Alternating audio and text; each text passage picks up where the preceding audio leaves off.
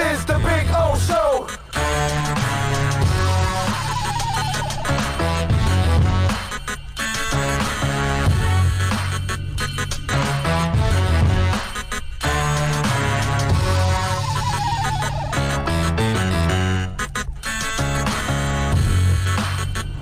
This is the Big O Show. This is the Big O Show.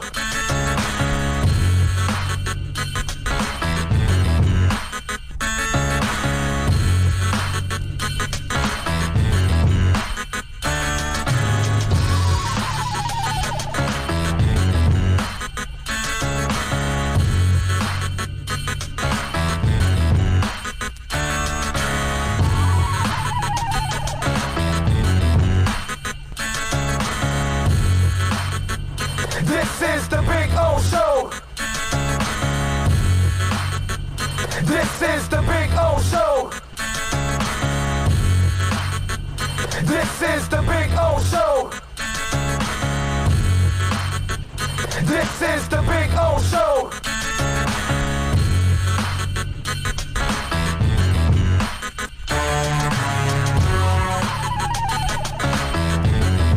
All right. We are ready. Are you ready, Bill? You ready?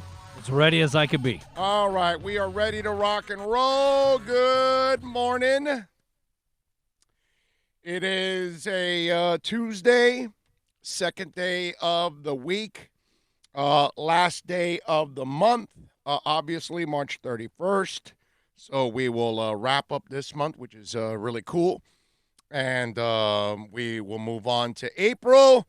Got a lot of things. Believe it or not, again, it's one of those things that's pretty amazing that we have a lot of different things to talk about right now overall. And although it's funny because, I got a text from somebody, a tweet from somebody, and you gotta check this out. This is hilarious. Is the only way I can look at it. Look, I appreciate kind words and I appreciate support. You know what I mean? And I have no problem with that. It's actually very cool. But here's Omar, right? And it's Airborne 831. Here's his tweet to me this morning. Love Big O Show. Favorite radio show. But too much coronavirus. Was hoping for some sports entertainment. So I tweet back to this guy that I did 3 hours yesterday. 90 minutes of it was sports. 90% of it was sports. We are in a pandemic. So coronavirus has got to be mentioned. We're going to talk about it. We'll talk about it today. We'll talk about a couple of stories about it. In fact, I was going to open with a little bit of it. But it's like, look, if you're really not listening to somebody, don't give them a compliment. If you just heard like 2 minutes of something and you heard me talk about Corona for a moment, then all of a sudden you think the whole show is Corona. It's asinine. You know what I mean? For the guy to assume that I was all Corona yesterday, I did a really hard job yesterday of a really tough job of actually making it as much a sports show as possible in these times. And I think we did it yesterday. I think we did a damn good job of it. But it's so weird how you get that right from the get-go. Some guy, whoa, too much Corona talk. Well, first of all, we're going to talk Corona because we are in a pandemic. But, man, I think our show brings up more sports than any show locally, period. I don't even think it's close, to be honest with you. So weird. I tell you, some people are just absolute odd birds. Anyway, we got a couple guests for you today. Manny Navarro will stop by at 1 o'clock. My buddy Mike Kliss from 9 News in Denver is going to stop by. Interesting story he's covering. So we'll get to that. And in a way, I can spin that story for the Dolphins too, and I definitely will. We'll talk a little bit about it, how I can compare it to the Dolphins. By the way, and for the Omar guy that follows us, you might as well tune off now if you happen to be on YouTube. Did you see the Tampa pastor that they arrested yesterday because over the weekend he had over 500 people at his church? You told me about that yesterday after the show. It was after the show, yeah. What did I say? Goody for his ass. No, well, what was the reason why he had the church open? Oh, what do you mean? Collection plate. Yeah. Collection plate. Want some money. Yeah. But it's amazing to me that people would do something like that. And then another guy came on, another pastor, and said, well, it's about loving and protecting your people. That's not what he was doing. He was actually putting his people at risk, which is what they did. It's ridiculous. Did you see now the Chinese Basketball League? They now have suspended their league indefinitely because the morons came back, and then obviously it started spreading again. We can't get back to normal life until we abolish this thing. Because if not, it's going to linger and it's going to bring us all down. I mean, it is what it is. Yesterday was our worst day. Over 500 deaths. 17% of our death total happened yesterday. Right. Look, it's a situation where one of these things has to occur. Either everybody gets it and has the antibody in them, okay, or we have a cure or a vaccine. One of those three things. For everybody to get it, that means a bunch of people are going to die in the process. But you understand my point. I know what you're saying. It's one of these three things for us to be totally safe has to happen. Obviously, everybody getting it, yes. That we can't have happen because of the number of people that will pass. So it's a vaccine or a cure. That's it. Clearly, Pastor Rodney Howard-Browne is a moron, okay? I mean, clearly that pastor is a freaking idiot. That he would go against all of this and bring in, how about the 500 morons, too, that followed him? I mean, some of you out there, you're just sheep, bro. You just repeat what other people say. You don't think for yourselves. And you just 500 idiots. It's really amazing. They should arrest the 500 idiots, too, by the way. Not just the moron that runs the church, but they should also arrest the 500 idiots for showing up. Unfortunately, you can't arrest people in this country for stupidity. Oh, I know, but they should. They should. They should. Just for the hell of it. Just to send a message like, stop it already. Wow. I mean, it really is amazing to me. And we just had the first coronavirus death under 18 in New York City. Okay? So let's not screw around, young people. Oh, no, we're invincible. No, you're not. No, you're not. What we're learning about this is that we don't know about this. Okay? Because the experts don't know yet everything about this. You know, because at first, oh, no, young people, they won't be affected. Well, no, actually, they are going to be affected. Maybe not as much as older people. Maybe certainly not as much as people with pre-existing conditions. But if you think you're immune to it, that you're just going to be – let's just remind this for some of you out there. When you're dying from the flu, even those that die from the flu, your loved ones are next to you in the bed. This thing's so bad that people are dying by themselves. They can't even allow you to die with a loved one next to you, holding your hand, being there that last moment, that last breath, that comforting moment of having somebody that loves you right next to you. And in the scariest moment of your life, the moment you're dying alone. Okay? So anybody that wants to compare this to the flu, right? You are dying alone. That's how contagious you are. You know how scary that is?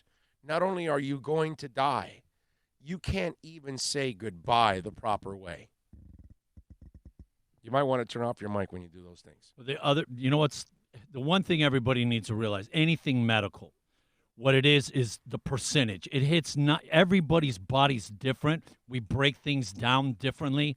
What works for you might not work for me. What will affect me might not affect you. And that's the thing. There's ones that do not apply to the per se general, the majority rule. And that's why we had, what was it? There was a young child in LA that passed away. And then a couple of teenagers as well, 17, 18-year-olds. Now New York. Look, whatever is the status quo, please realize that doesn't apply to 100%. It's more like 90-ish, okay? There's going to be ones that's going to fall through the cracks, just like anything else medical. Yeah. Scary stuff, man. Scary stuff that we're involved in. So just, follow the rules, stay away from people, stay home, okay? We're all losing here. We're all losing money, jobs. I mean, the financial part we cannot avoid, but we got to avoid death. That's the one thing we got to avoid, man. I know I want to avoid it. I don't want any chance even catching it because I don't know what will happen to me. I have no idea. At this point, you should be going out for what? Couple things. Maybe to the bank, financial, whatever this, to the store, and maybe to put gas in your car or fix your car or whatever, so you can move around in case, or go to the hospital in case of emergency. That's pretty much it, right? Those 4 things. There's nothing else that you need to be out on the street, correct? Right. Go to work. I forgot. There are some people that need to go to work and stuff like that. The few. Yeah, and that's those 5 things, and that's it. Yep. Shouldn't be going out to, let me go. If it's not necessary, you don't need to do it. I agree. So just I just, definitely got to get in a little bit into that because I just see the numbers growing and it's just kind of disturbing. So please follow the rules and stay safe, which is the most important thing out there for all of you. All right. If you want to get in on the accidentlawfirm.com text line, it's really simple, 786-322-1105. That's 786-322-1105. If you want to get in on the accidentlawfirm.com text line, you can also reach out to us on Twitter. That's at Big O Show. And as always, share the link. Okay, share the link to the show, the YouTube link if you're watching. Send it to a friend on a text and post it on Twitter and on Facebook and all that good stuff. Did you see what they're going to do in the Premiership, Bill? Did you catch that?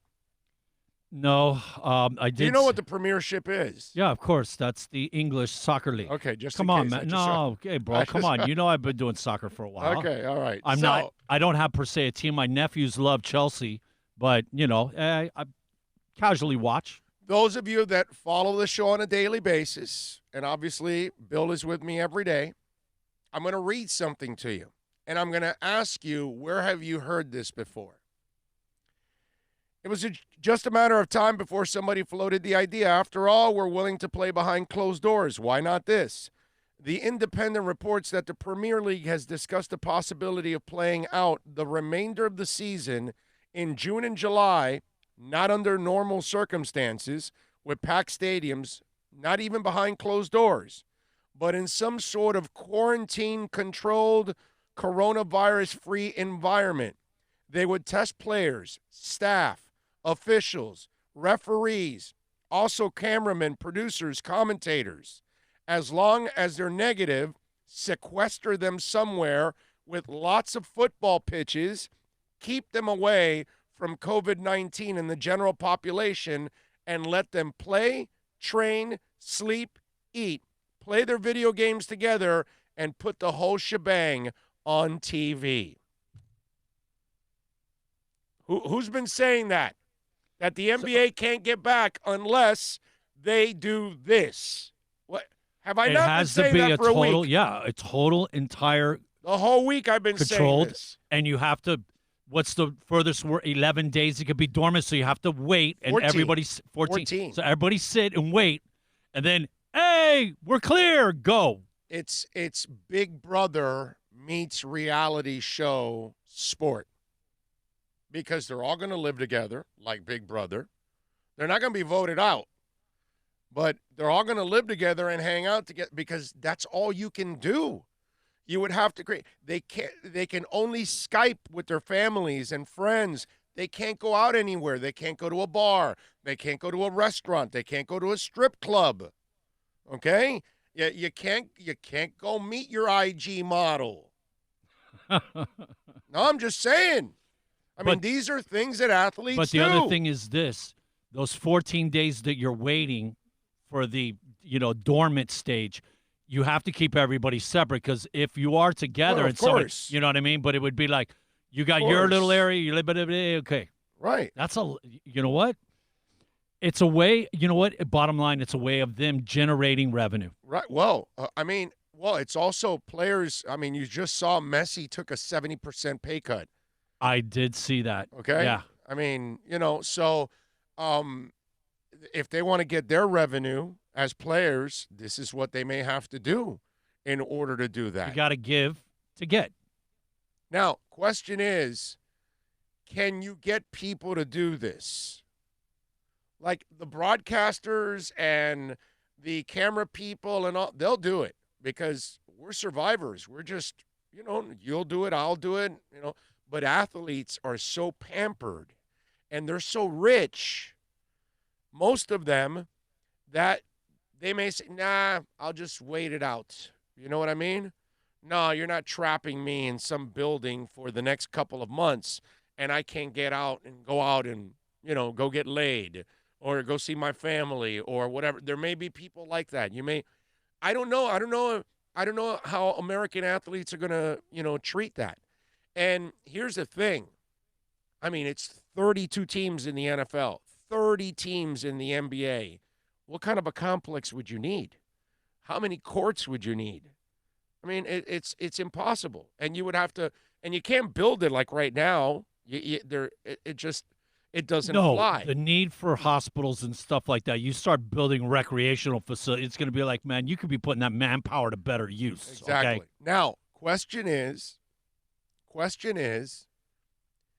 if this thing's going to linger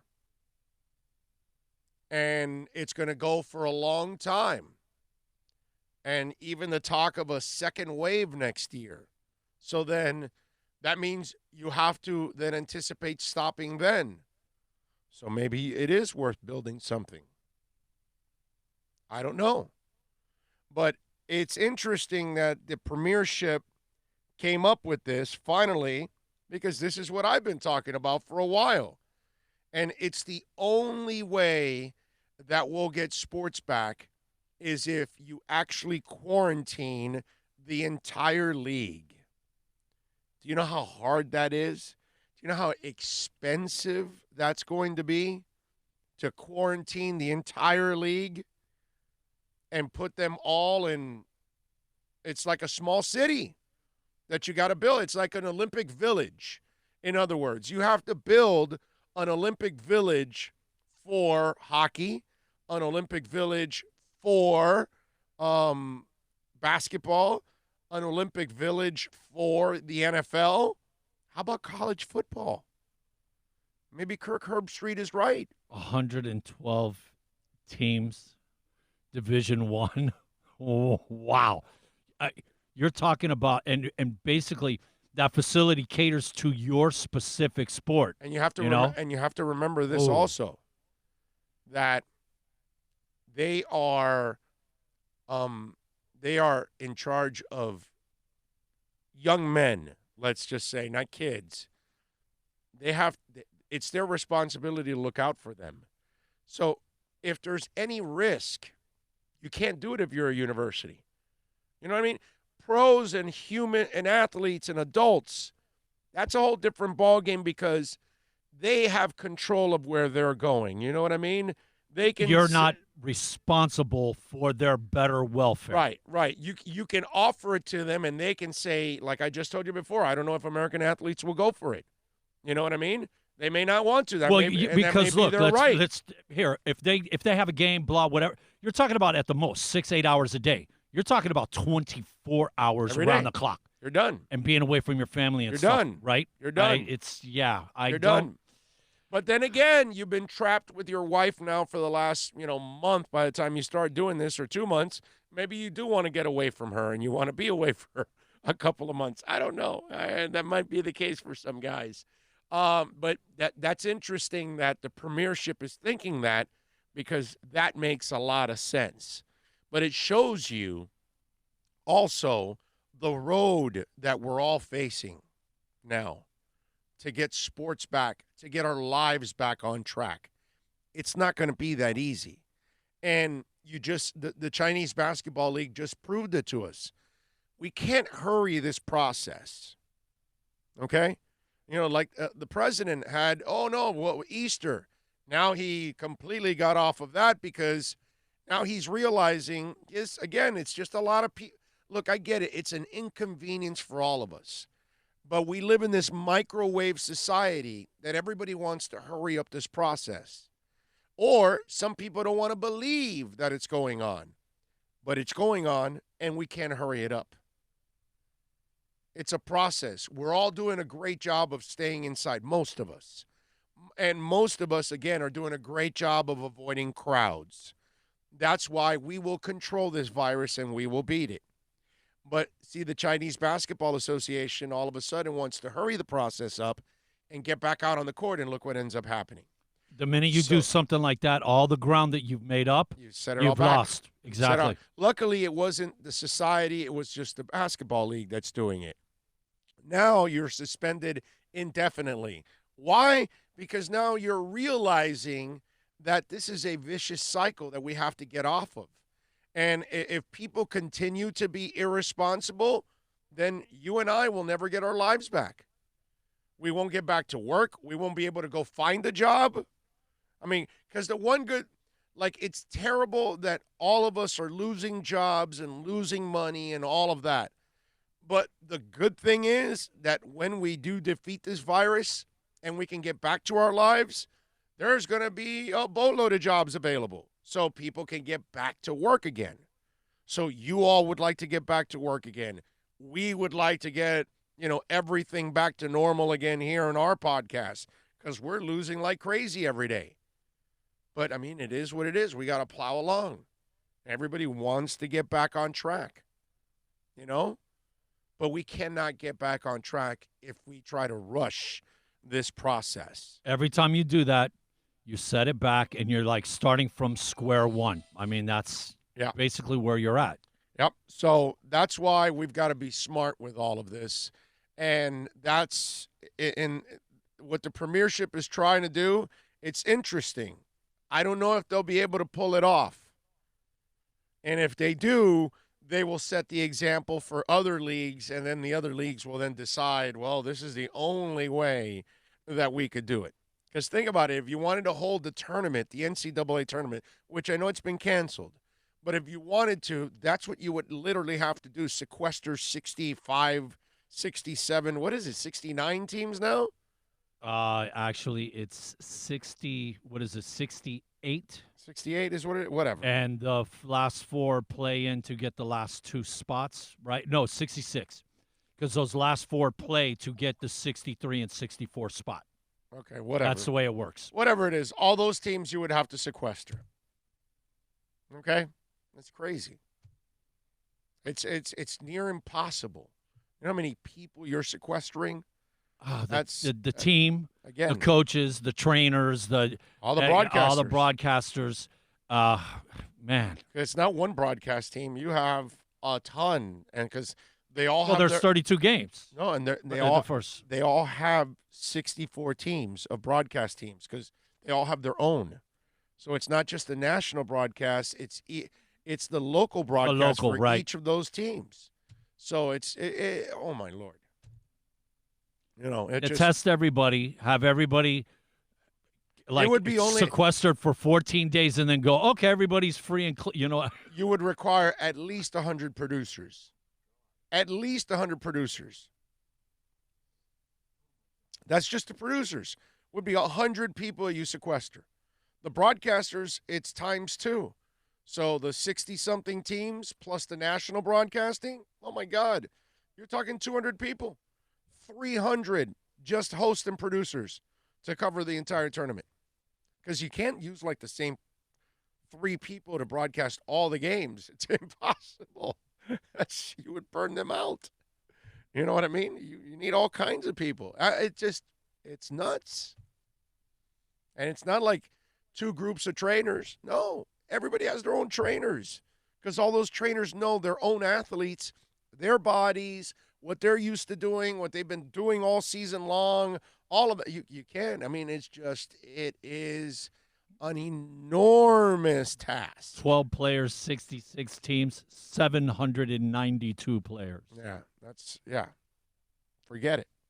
All the coaching staffs. Oh, my God. Now, if you're the first to do it, you're the only game in town. You have everybody watching because there is no sports. And there gets that we're in need of entertainment right now. Yeah. So the want for somebody to be the first, right, to take advantage of the market, because the market is huge. You're the only game in town. Everybody will be. Even people that don't like soccer, if they were to do this, right, people that aren't even interested in soccer, it's there. They would be watching, right? Because the only sport that's live that's going on. Yeah. And that would be a huge advantage. Market, make money. I mean, and you got to think is that the underlying reason that everybody's even pondering this thought? Always. Right? Always. Correct. Everything's about money. Okay. Everything is about money. Which money. Totally goes against saving people's lives.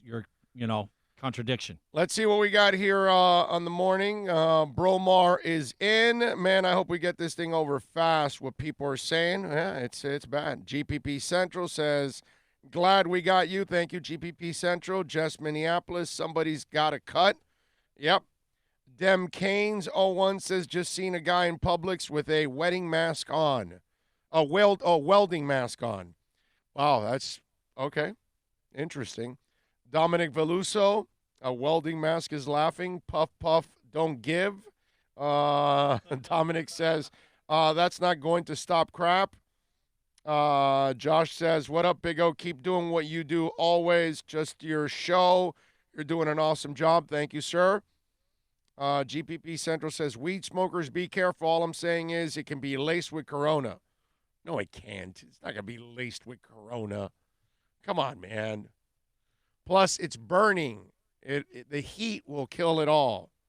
What is it, 131, 130 degrees Fahrenheit kills it, correct? Yeah, I don't know, I think that's the but temp. I'm sure a joint is a lot hotter than that anyway. Oh, for sure. So Alex Diaz says, good morning. Ian from Brooklyn is in. Dominic Veluso says, I'll never tell him how to do a show. Not I hear about coronavirus everywhere, so I'm burnt out. Yeah, no, I get it, but it's what we're in.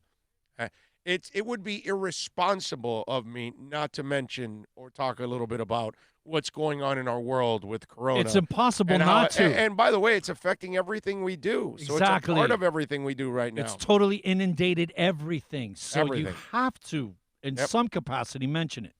Good morning, brothers. I am ready for another great show while I'm busting my ass. Really appreciate you looking out on life and the Finns. Keep up the great work. That's Dennis Akers. Thank you, Dennis. Appreciate you. Let's see. Alex Diaz wants the Dolphins to go after Ngakoue. They're going to want a bunch of picks, dude. No, they didn't. They didn't accumulate all these picks to give them away for one player. We just had that conversation yesterday. That I told you that it was smart that they got 3 players instead of 1 for the same amount of money. And it gives you depth. It gives you versatility. We've talked about this. Even when they signed Sue back in the day, people would say, wow, you could have gotten 2 or 3 players with that. That's actually very true. And you would have been more productive with 2 to 3 players instead. So, yes, that's... You just didn't talk about it yesterday. We talked about it Friday. We talked about it Wednesday. We talked about it, too. It's been mentioned a lot. Yep. GPP Central says, I want to die alone. Either way, I don't want no loved ones looking at me dying, crying, feeling bad when I'm a go. Now, you know what, GPP Central, you say that, but that's selfish. That's your point of view.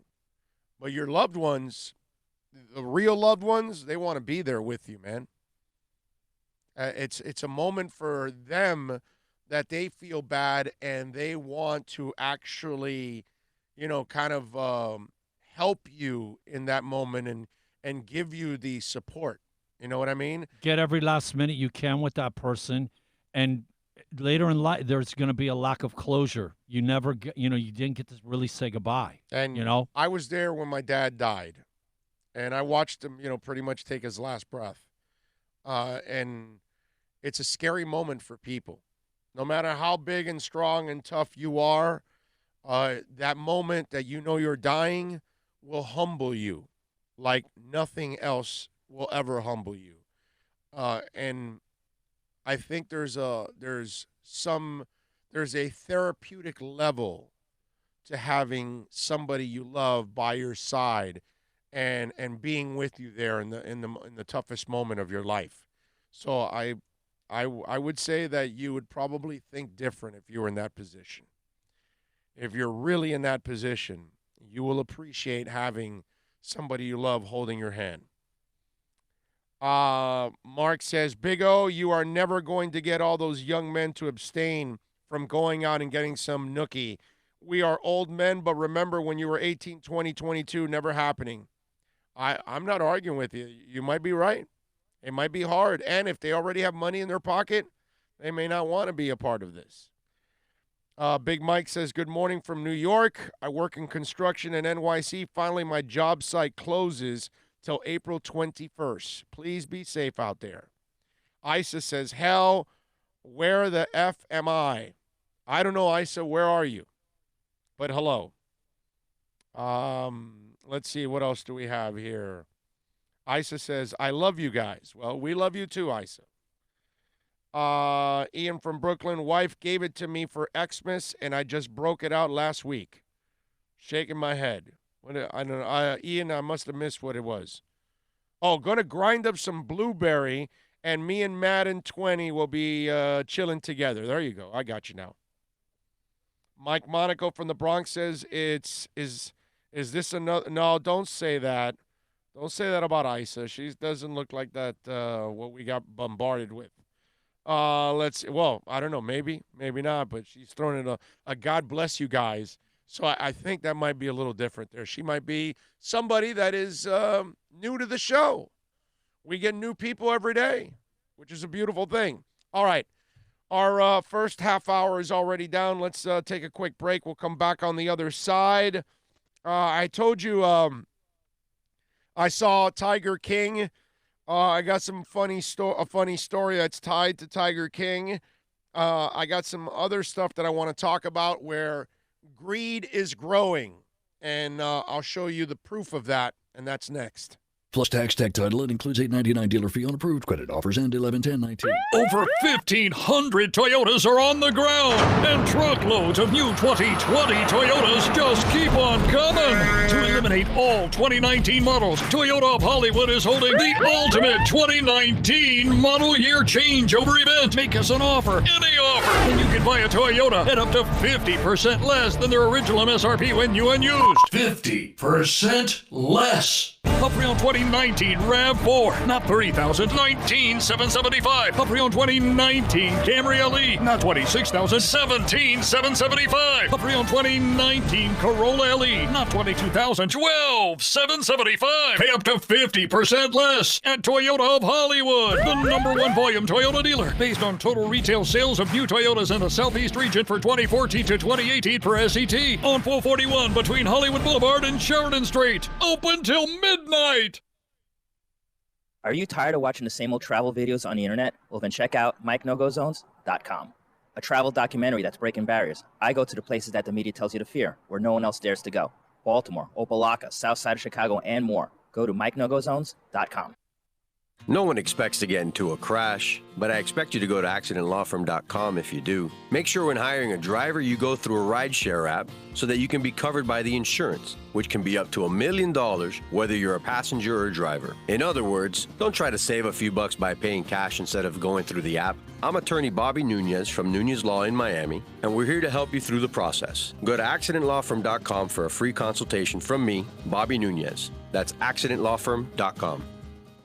America's safest and best-selling compact luxury SUV is at Acura of Pembroke Pines, and this is how we do it. RDX, $339 a month at Acura of Pembroke Pines, the #1 volume Acura dealer.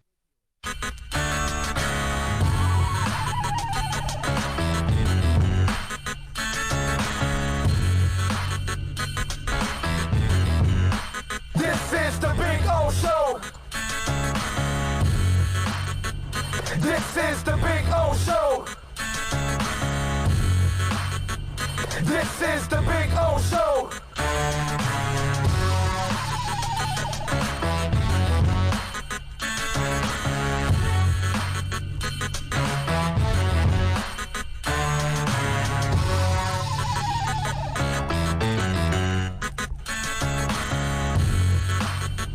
This is the Big O Show.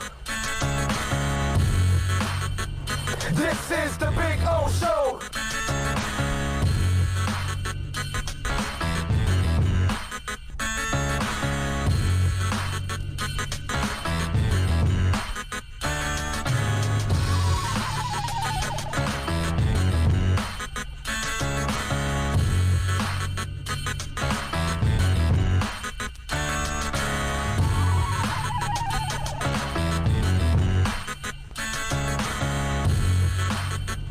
This is the Big O Show. This is the Big O Show. This is the Big O Show. This is the Big O Show. All right, we're back. It's some interesting stuff is going on, and you know, it's the way people like to spin things. It's interesting because some people will sell it one way when it really isn't, and I think Dana White is one of those gentlemen that is selling you something that, you know, look, I respect the fact that he wants to keep, you know, his fight card going. And if you haven't found out yet, or you don't know about it, Khabib Nurmagomedov, or whatever it is and what is it? And Nurmagomedov, or whatever it is how is it pronounced? Nurmagomedov, or whatever. Anyway, whatever his name is, okay? It's like Alzaghari. You're gonna Close enough, yeah, brother. Khabib. Everybody They knows know what where I'm you. talking They about. know who you. Right, with Khabib, you know enough. All right, so he's stuck in Russia. And Khabib, you know, texted out or tweeted out, he says, currently, I'm in Russia and I'm training and preparing every day, although I don't know what I'm preparing for, Nurmagomedov said, according to a translation from a Russian news site. After we came to Russia, we also learned that the borders are going to be locked. The whole world is in quarantine right now. So, Dana White is trying to keep UFC 249 alive, and he's been trying to set this fight up with Khabib and Tony Ferguson forever. They've had multiple times trying to set this up, and they failed.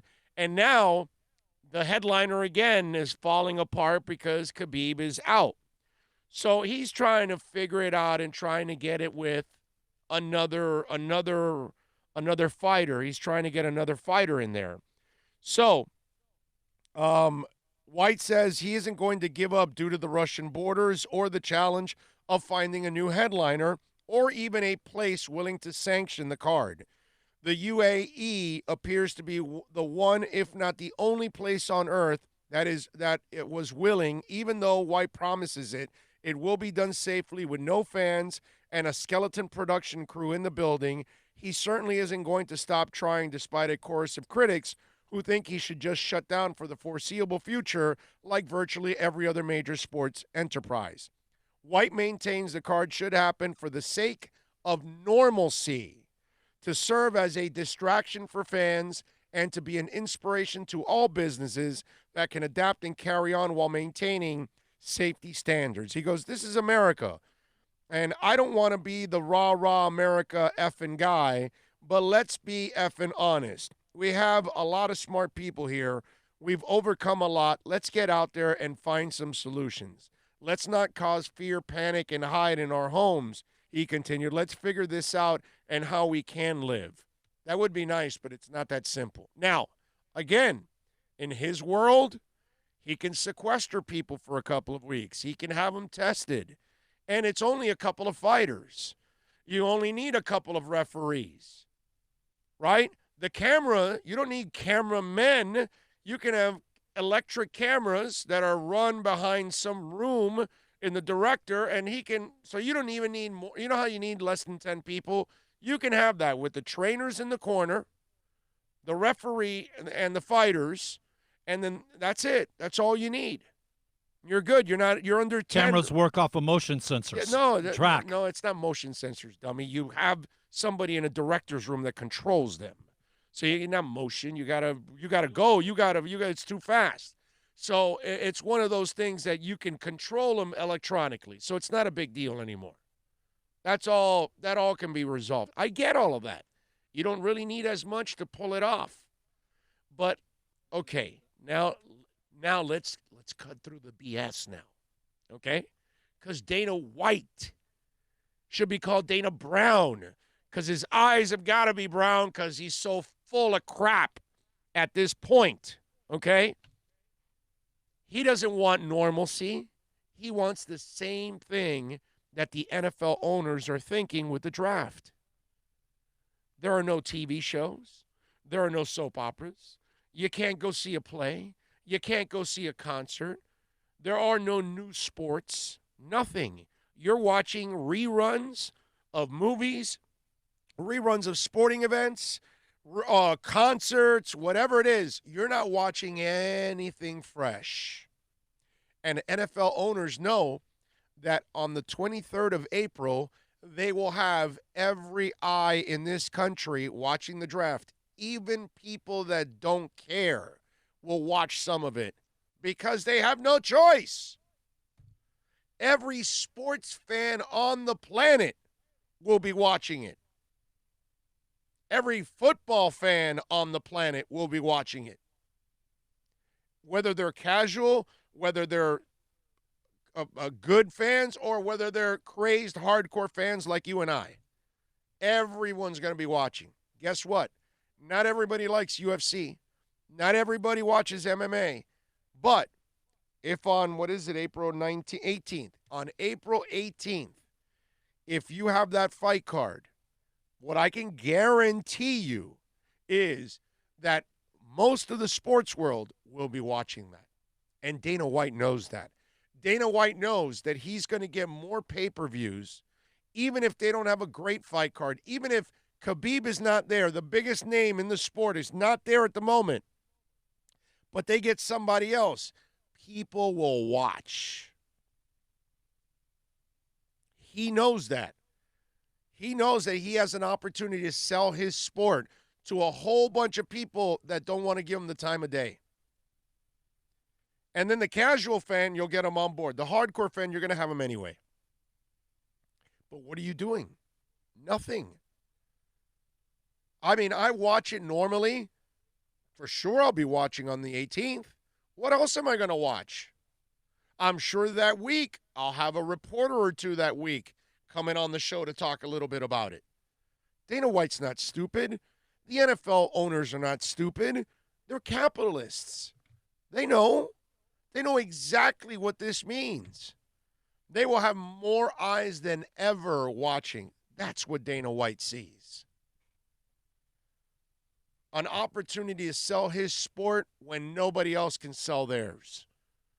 An opportunity to put a live event on when nobody can put on a live event of any kind. The only live event we're watching every day now is our governor talking, whatever state you're in that addresses the coronavirus, and then our president. That's it. Those are the live events you're tuning into every day. Oh, I'm sorry, the news. Outside of that, you're getting an impromptu concert from some artist at their house for a couple minutes, which is cool for me, but that's not really what everybody's looking forward to. You know what I'm saying? So, Dana White, this ain't about normalcy, dog. Come on, man. I wasn't born yesterday. This is about an opportunity of a lifetime for your sport. A way that you can sell your sport like nothing else. The NFL doesn't need to sell its sport, but this is a way that they don't put anybody at risk because they're not playing a game. They're just picking names, but it's a way of what has the NFL done masterfully the last 20 years that now NBA is able to do it, but nobody's done it like the NFL. They keep their name in the sports headlines year-round because they have a year-round calendar of events. And this, obviously, the coronavirus, the pandemic is breaking every single routine that we have out there. But the NFL is the one that's like, no. We got something to combat the coronavirus, allowing us not to grow and to expose. We will put on the draft. Every general manager can be in their own towns. We don't need to put people together, and we can get people excited about our sport without having even to play a game. The NFL draft already gets great ratings. Can you imagine the ratings late April of this year? They're going to be catastrophic. Even the third day of the draft is going to get ratings. The 4th through 7th rounds will get great ratings.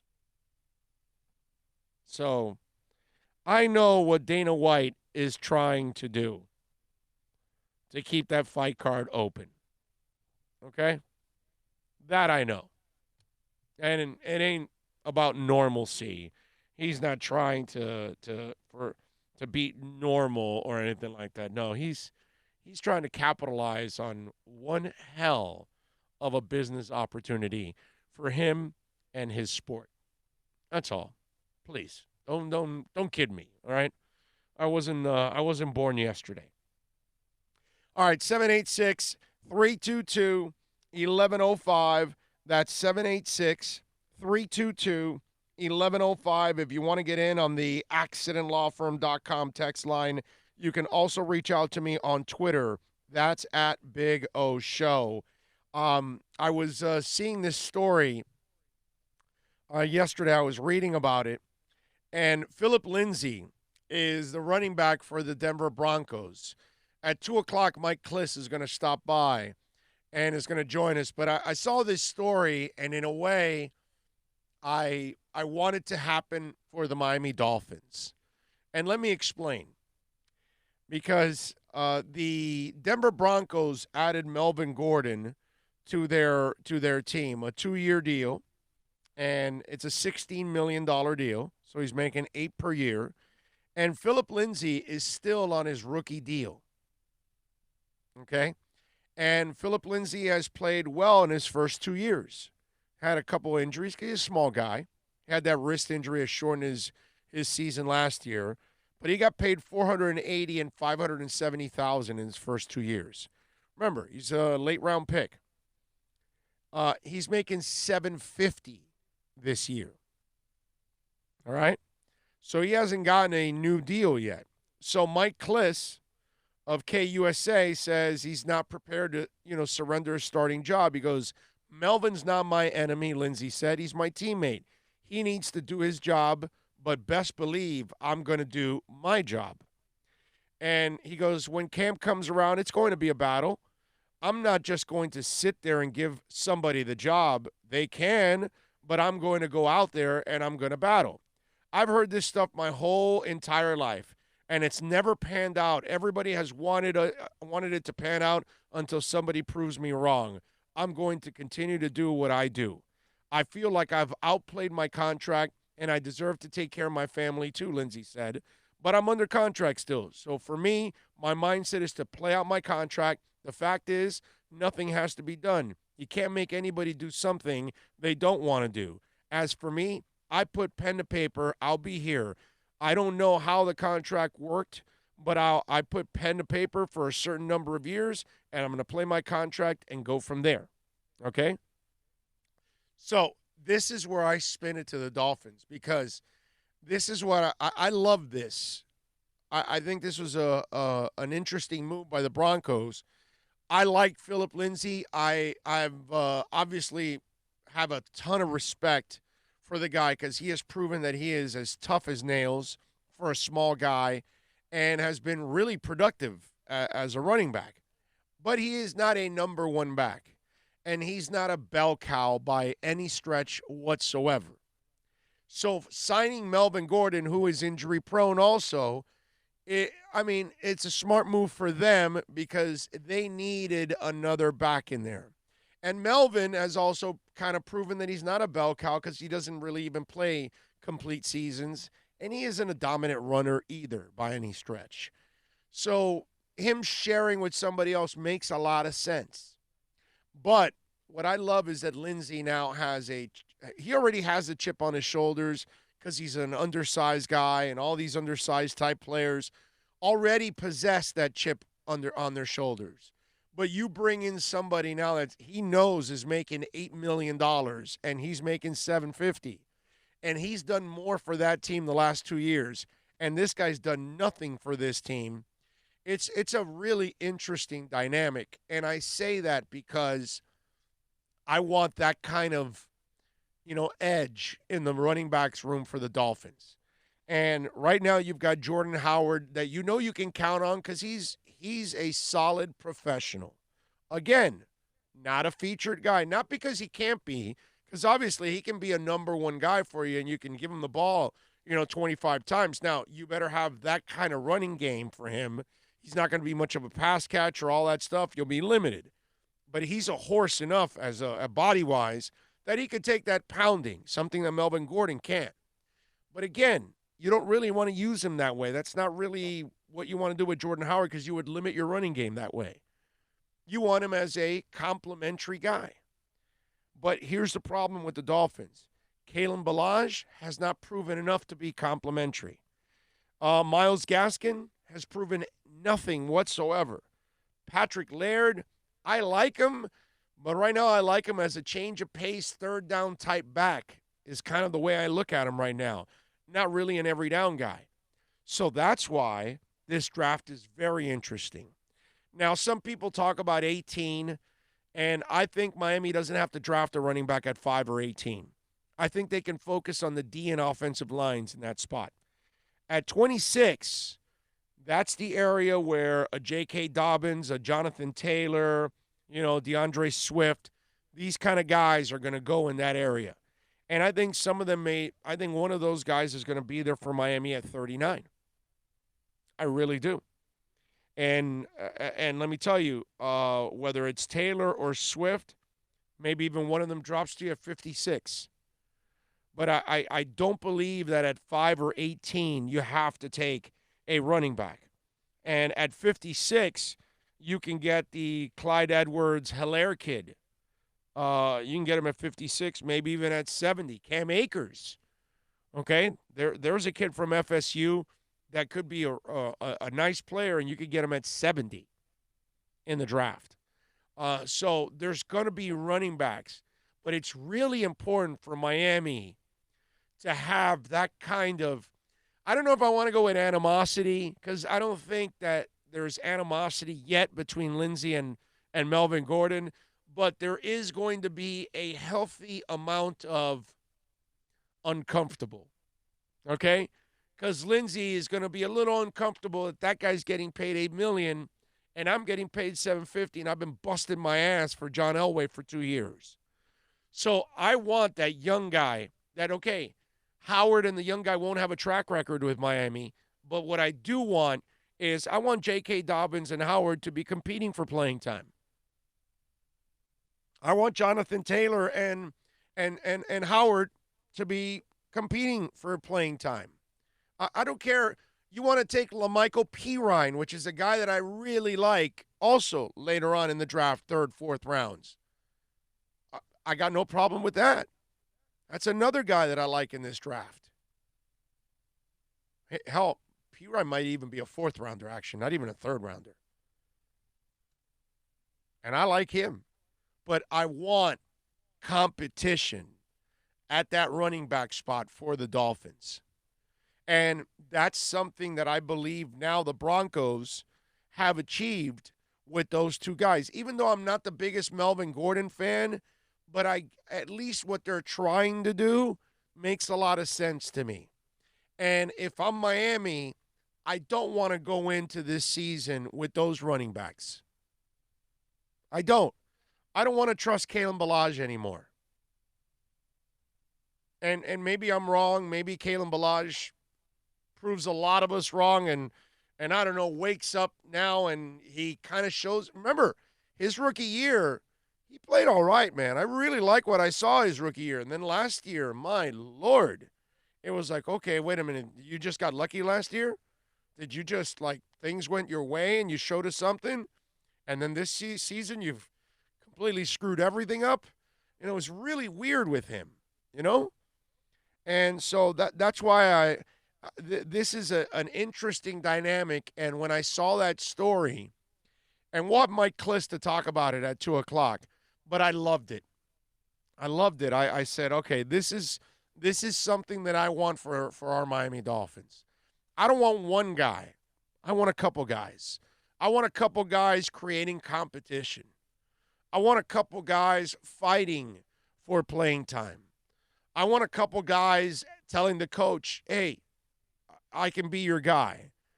Coach, give me the ball. I'll get it in the end zone. Coach, I'll get you the first down. That's what I want. I want DeAndre Swift in one ear, and I want Jordan Howard in the other ear. I want Jonathan Taylor in one ear. I want Jordan Howard in the other. I want LaMichael Pirine in one ear, and I want Jordan Howard in the other. You know? That, to me, is going to be a lot of fun if we're able to get that. Because then all of a sudden, think about this. We get that, and all of a sudden we got ourselves a nice 1-2 punch. Okay? And in this draft, the second, third, and fourth rounds is going to produce some running backs. And I don't need to tell any of you out there that. You all know you can find your running backs nowadays, and you don't have to go in the first round.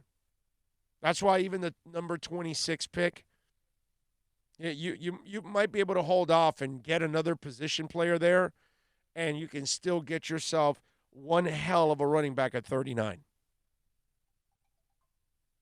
And some of the guys I talked about will be there at 39. I guarantee you. Most of these guys won't even be picked at 18. So that's why if you're Miami, you can kind of hold out that at 39, you probably will be able to get yourself a hell of a back. All right, 786-322-1105. That's 786-322-1105. Josh says Masvidal and Usman should be the headliner for the show. I want to see Masvidal baptize his butt. Okay, I'm with you. Masvidal is a bad man, dude. That is one dude I don't want to mess with. Let's see. Gordon fumbles at the 1 yard line. I'm not a big Gordon guy, but I like what they're doing there as in the comp. You know what I mean? I'm just talking about the idea of having competition. That's what I want for our Dolphins. Josh says they should let go Gaskins and Ballage. They're both going to be a bust. I think Zach Moss is going to be another Ajayi, meaning he will have a good season, then his knee will give up. Okay. What's it called? I like Pirine, bro. Instead of Zach Moss, get me Pirine. Ballage, but let's see if Gaskins could be a change of pace back. Guys, what you don't do is you don't give up on anybody right now. You don't even give up on Charles Harris. Seriously. You bring them all back and you have a full training camp and then give them the opportunity to fail. Then when they fail, you let them go because you just never know. Some of you out there gave up on Gesicki after 1 year, and you look pretty stupid now. You know what I mean? You got to give them an opportunity to come back. Plus, it doesn't hurt you to have them on the roster. You need bodies for training camp anyway. Not a big deal. Let's not be in a rush to give up on Balaj. You'll cut him anyways when he doesn't make it. That's it. But bring him back. Who knows? Something might get in the guy, and all of a sudden he wakes up. You just never know. Hey, Devontae Parker, we were kind of done with him too, right? After 4 years already. And then, look what happened. You never know. All right, 1 hour down. We got a couple more to go if you want to get in. 786-322-1105. That is the accidentlawfirm.com text line. 786-322-1105. Let's take a break. Back with more right here on The Big O Show. America's safest and best-selling compact luxury SUV is at Acura of Pembroke Pines, and this is how we do it. RDX, $339 a month at Acura of Pembroke Pines, the #1 volume Acura dealer. No one expects to get into a crash, but I expect you to go to accidentlawfirm.com if you do. Make sure when hiring a driver, you go through a rideshare app so that you can be covered by the insurance, which can be up to $1 million whether you're a passenger or a driver. In other words, don't try to save a few bucks by paying cash instead of going through the app. I'm attorney Bobby Nunez from Nunez Law in Miami, and we're here to help you through the process. Go to accidentlawfirm.com for a free consultation from me, Bobby Nunez. That's accidentlawfirm.com. Are you tired of watching the same old travel videos on the internet? Well, then check out MikeNoGoZones.com, a travel documentary that's breaking barriers. I go to the places that the media tells you to fear, where no one else dares to go. Baltimore, Opelika, South Side of Chicago, and more. Go to MikeNoGoZones.com. Plus tax, tech title. It includes $8.99 dealer fee on approved credit. Offers end 11/10/19. Over 1,500 Toyotas are on the ground, and truckloads of new 2020 Toyotas just keep on coming. To eliminate all 2019 models, Toyota of Hollywood is holding the ultimate 2019 model year changeover event. Make us an offer, any offer, and you can buy a Toyota at up to 50% less than their original MSRP when new and used. 50% less. A pre-owned 2019 RAV4, not $30,000, $19,775. A pre-owned 2019 Camry LE, not $26,000, $17,775. A pre-owned 2019 Corolla LE, not $22,000, $12,775. Pay up to 50% less at Toyota of Hollywood, the #1 volume Toyota dealer, based on total retail sales of new Toyotas in the Southeast region for 2014 to 2018 per SET, on 441 between Hollywood Boulevard and Sheridan Street. Open till midnight.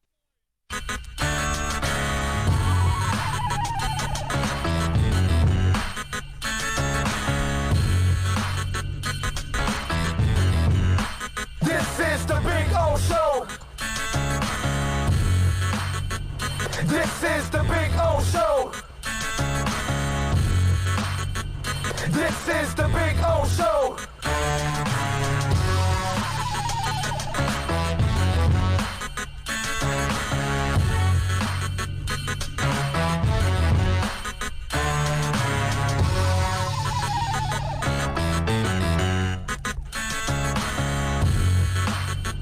This is the Big O Show.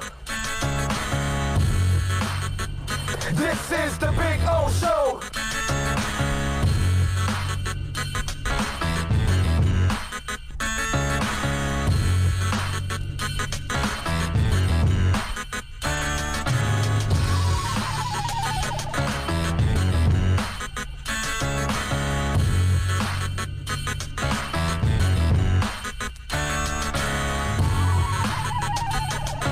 We are back. Hope you all are doing well. Hope you're safe out there. By the way, I did finish Tiger King, and that is one hell of a program. Again, I'm not sure if I should really talk about the craziness of it and the specifics and my opinions, because I know it's really popular and people are seeing it. So I don't know if I should be spoiling it or anything, No, you don't want to be that guy. But I could say some friends on Facebook and stuff like that have made some comments, and some of them are like, I just, no, can't do it. Just ridiculous. Like, forget about it. It's not. Yeah. I said it yesterday. It's not for everyone. It's not a great show. It's not a great show. It's just a great train wreck, is what it is. And we love train wrecks in this country. So that's why a lot of people are watching it, because they're into the train wreck.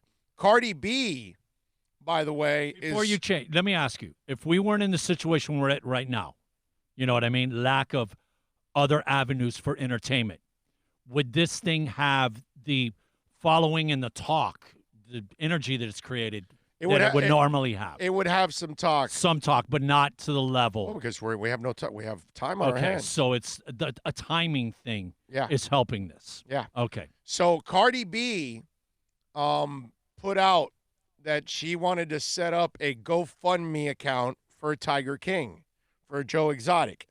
And for his defense, because, whatever, I don't know what I should say or not say or whatever, but anyway, so the guy, is in jail. Okay, I got to say you're messing up people here that want to watch it. I don't know. I mean, it's I don't know how much I can do. You know what I mean? But anyway, so she tweeted out. She goes, about to start a GoFundMe account for Joe. He shall be free. So it's Cardi B, and not that I like Cardi B or anything like that, or listen to her crappy music, if you can even call that music. But obviously it went viral because enough people follow her, enough people are watching the Tiger King. And so then she tweets out, oh my God, with shouting faces. I was just playing. I do love him though, and he definitely needed better representation. And then she puts, here, kitty, kitty, there on the whole thing. So she was kind of having fun with the whole Joe Exotic thing, and it kind of went viral also because Cardi B. I got to tell you, man, it is a strange bunch of characters. And they're all guilty and twisted in their own ways for all kinds of things. Again, it's not great acting because it's actually real life. It's not this incredible show or anything. It is an incredible plot twist, okay? But it is also a ginormous train wreck, okay? Not a miniature one, not a small one, but a big-ass train wreck. And that's kind of what it is. Train wrecks, dysfunctional. We're really, we're all in this society for that. Hey, if we can watch a train wreck, we're all in this country. It's weird like that. But anyway, I just saw that, and I saw Cardi B wanted to do a GoFundMe page. Listen, I will say this: you got plenty of time on your hands right now. If you have Netflix, it's worth it. It's worth it. It's entertaining. That I'll give you. Again, nothing that you're going to sit back and you're going to go, wow, this ranks right up there, even though it's a movie, with Shawshank Redemption or something. It's no. It's not going to be something that memorable. But, well, train wreck-wise, it might be. I will say that. But yeah, I thought that was kind of funny. And Cardi B trying to start, or at least, talking about starting a GoFundMe page. Well, you said she rescinded that she was just No, joking, she was right? just joking. She was just throwing it out there to have a little fun with it. That's all she was doing. Nothing else. That's it. How about this? I don't know if you guys saw this, but again, the coronavirus, and Omar, you can disconnect again because we got to bring up the coronavirus. Not that we're talking about it, but it's affecting our world. Wimbledon organizers will now announce tomorrow that the 2020 tournament will be canceled. The All England Lawn Tennis Club officials had said the tournament scheduled to begin June 29th would not be played behind closed doors, and postponement was not without significant risk and difficulty. Wimbledon has stated that they will have a board meeting next Wednesday, which is tomorrow, and they will make the final decision there. And then Hordorf told Sky Sports Germany, I'm also involved in the bodies of the ATP and WTA. The necessary decisions have already been made there, and Wimbledon will decide to cancel next week. There is no doubt about it.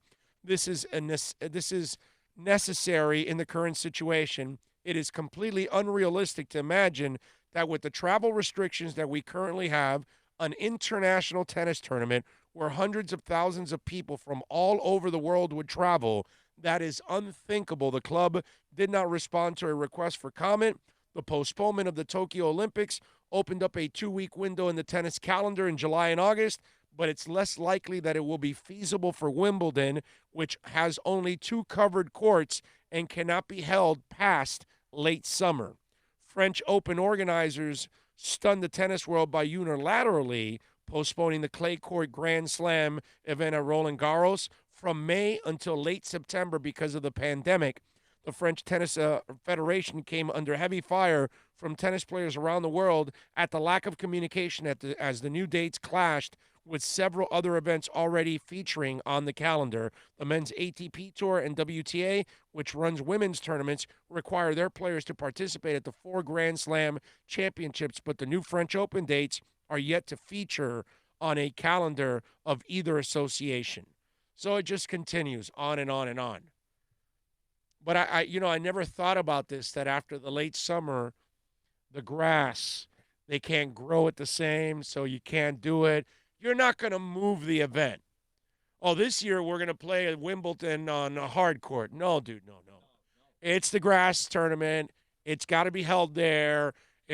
But think about this. Now the time of the year is affecting the court itself. The pandemic is, again, which is common sense. That's what makes Wimbledon Wimbledon. You're on grass. It's like the French. It's on clay. You have to. Yeah, and you're bringing in everybody from all over the world. So, again, the pandemic is all over the world. And you got people coming together. You're just opening yourself up. And we're fresh on this thing. We're not going to be able to get back to normal life, like everybody attending and all, when we know that this thing is completely controlled. That's what we have to do. Because as you saw yesterday, the number climbed over 500 that died in America yesterday, which took the number to 3,000. So you're talking about 17% of the total deaths happened yesterday. Why? Because we're on the ascending now, and we're probably going to have a boatload. I haven't looked at how many deaths are going on right now and where we're at, but I'm sure that number is climbing drastically at this point in time. In fact, it was at 3,000. Now it says 3,376. So we already have 376 at noon. So that number probably will get higher than 500 again today. So that means all those, that's how this thing starts to grow and grow and grow. So we got to stop this. And to see that Wimbledon is going to be, again, we shouldn't be shocked because everything is being canceled now. But I got to say that's one of those events that is like one of the all-time marquee events in all of pro sports. Like you talk about the Super Bowl, and then there's the World Series and the NBA Finals, and you have the Olympics and Wimbledon. The Indianapolis 500.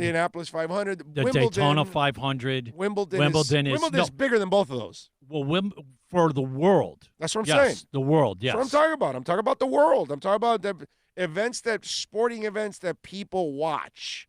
Wimbledon is one of those events, man. It's one of those events.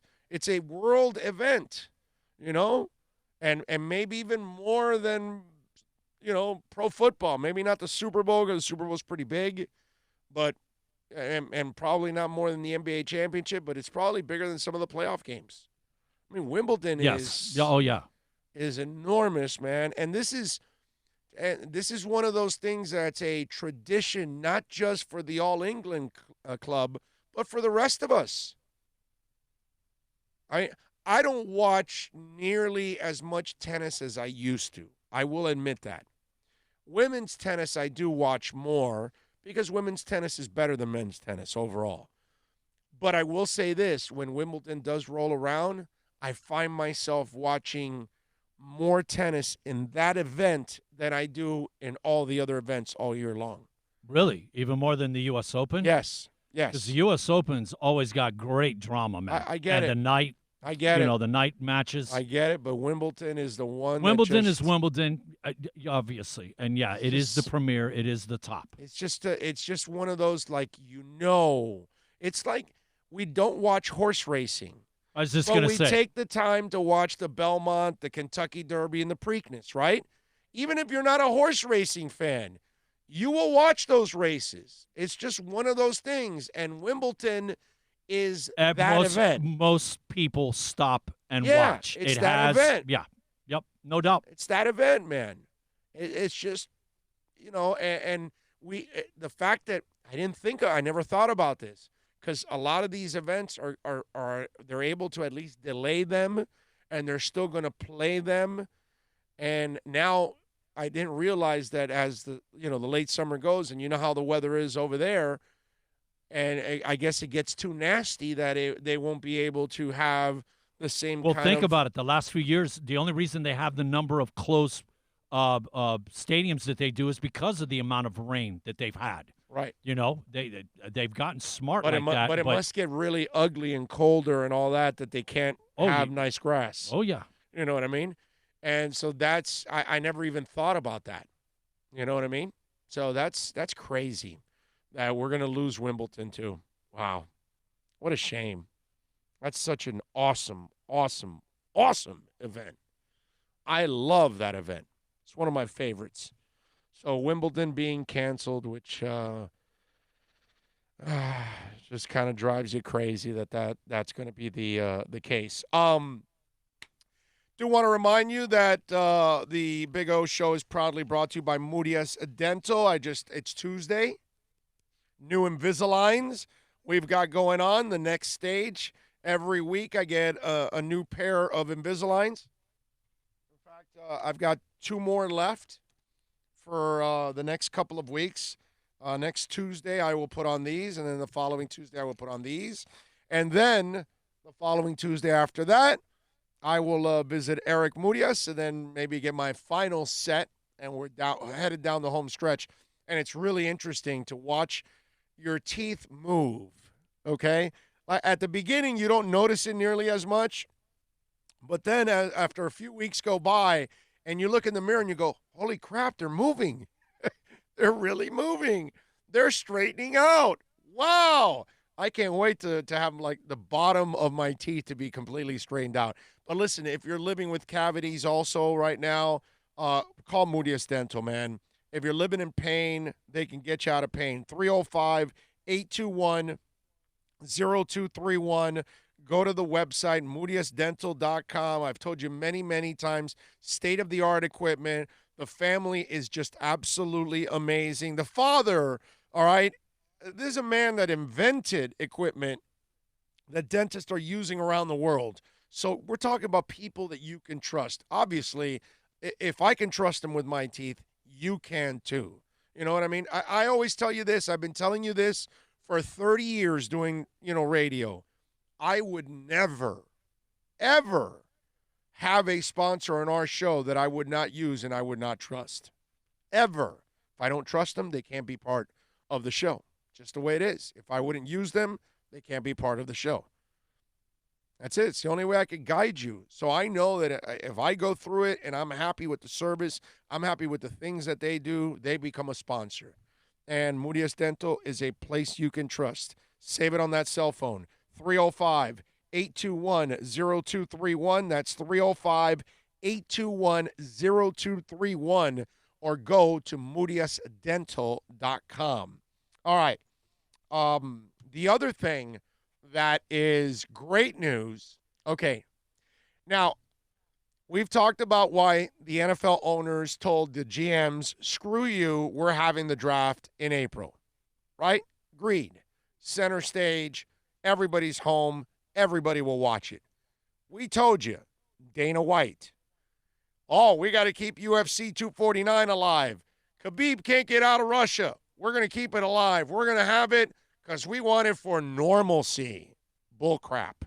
You want it because nobody else will be watching, and you will have center stage. Okay? If you want normalcy, Dana, why don't you put the fight on April 23rd, the day of the draft? I bet you won't do that. Huh? Yeah, normalcy my ass. Anyway, here's the third one that's coming. And it ain't about normalcy, bitch. It's about let's make sure we put this in the middle of a pan-freaking-demic. ESPN. Yeah. And I love this that they're moving it up.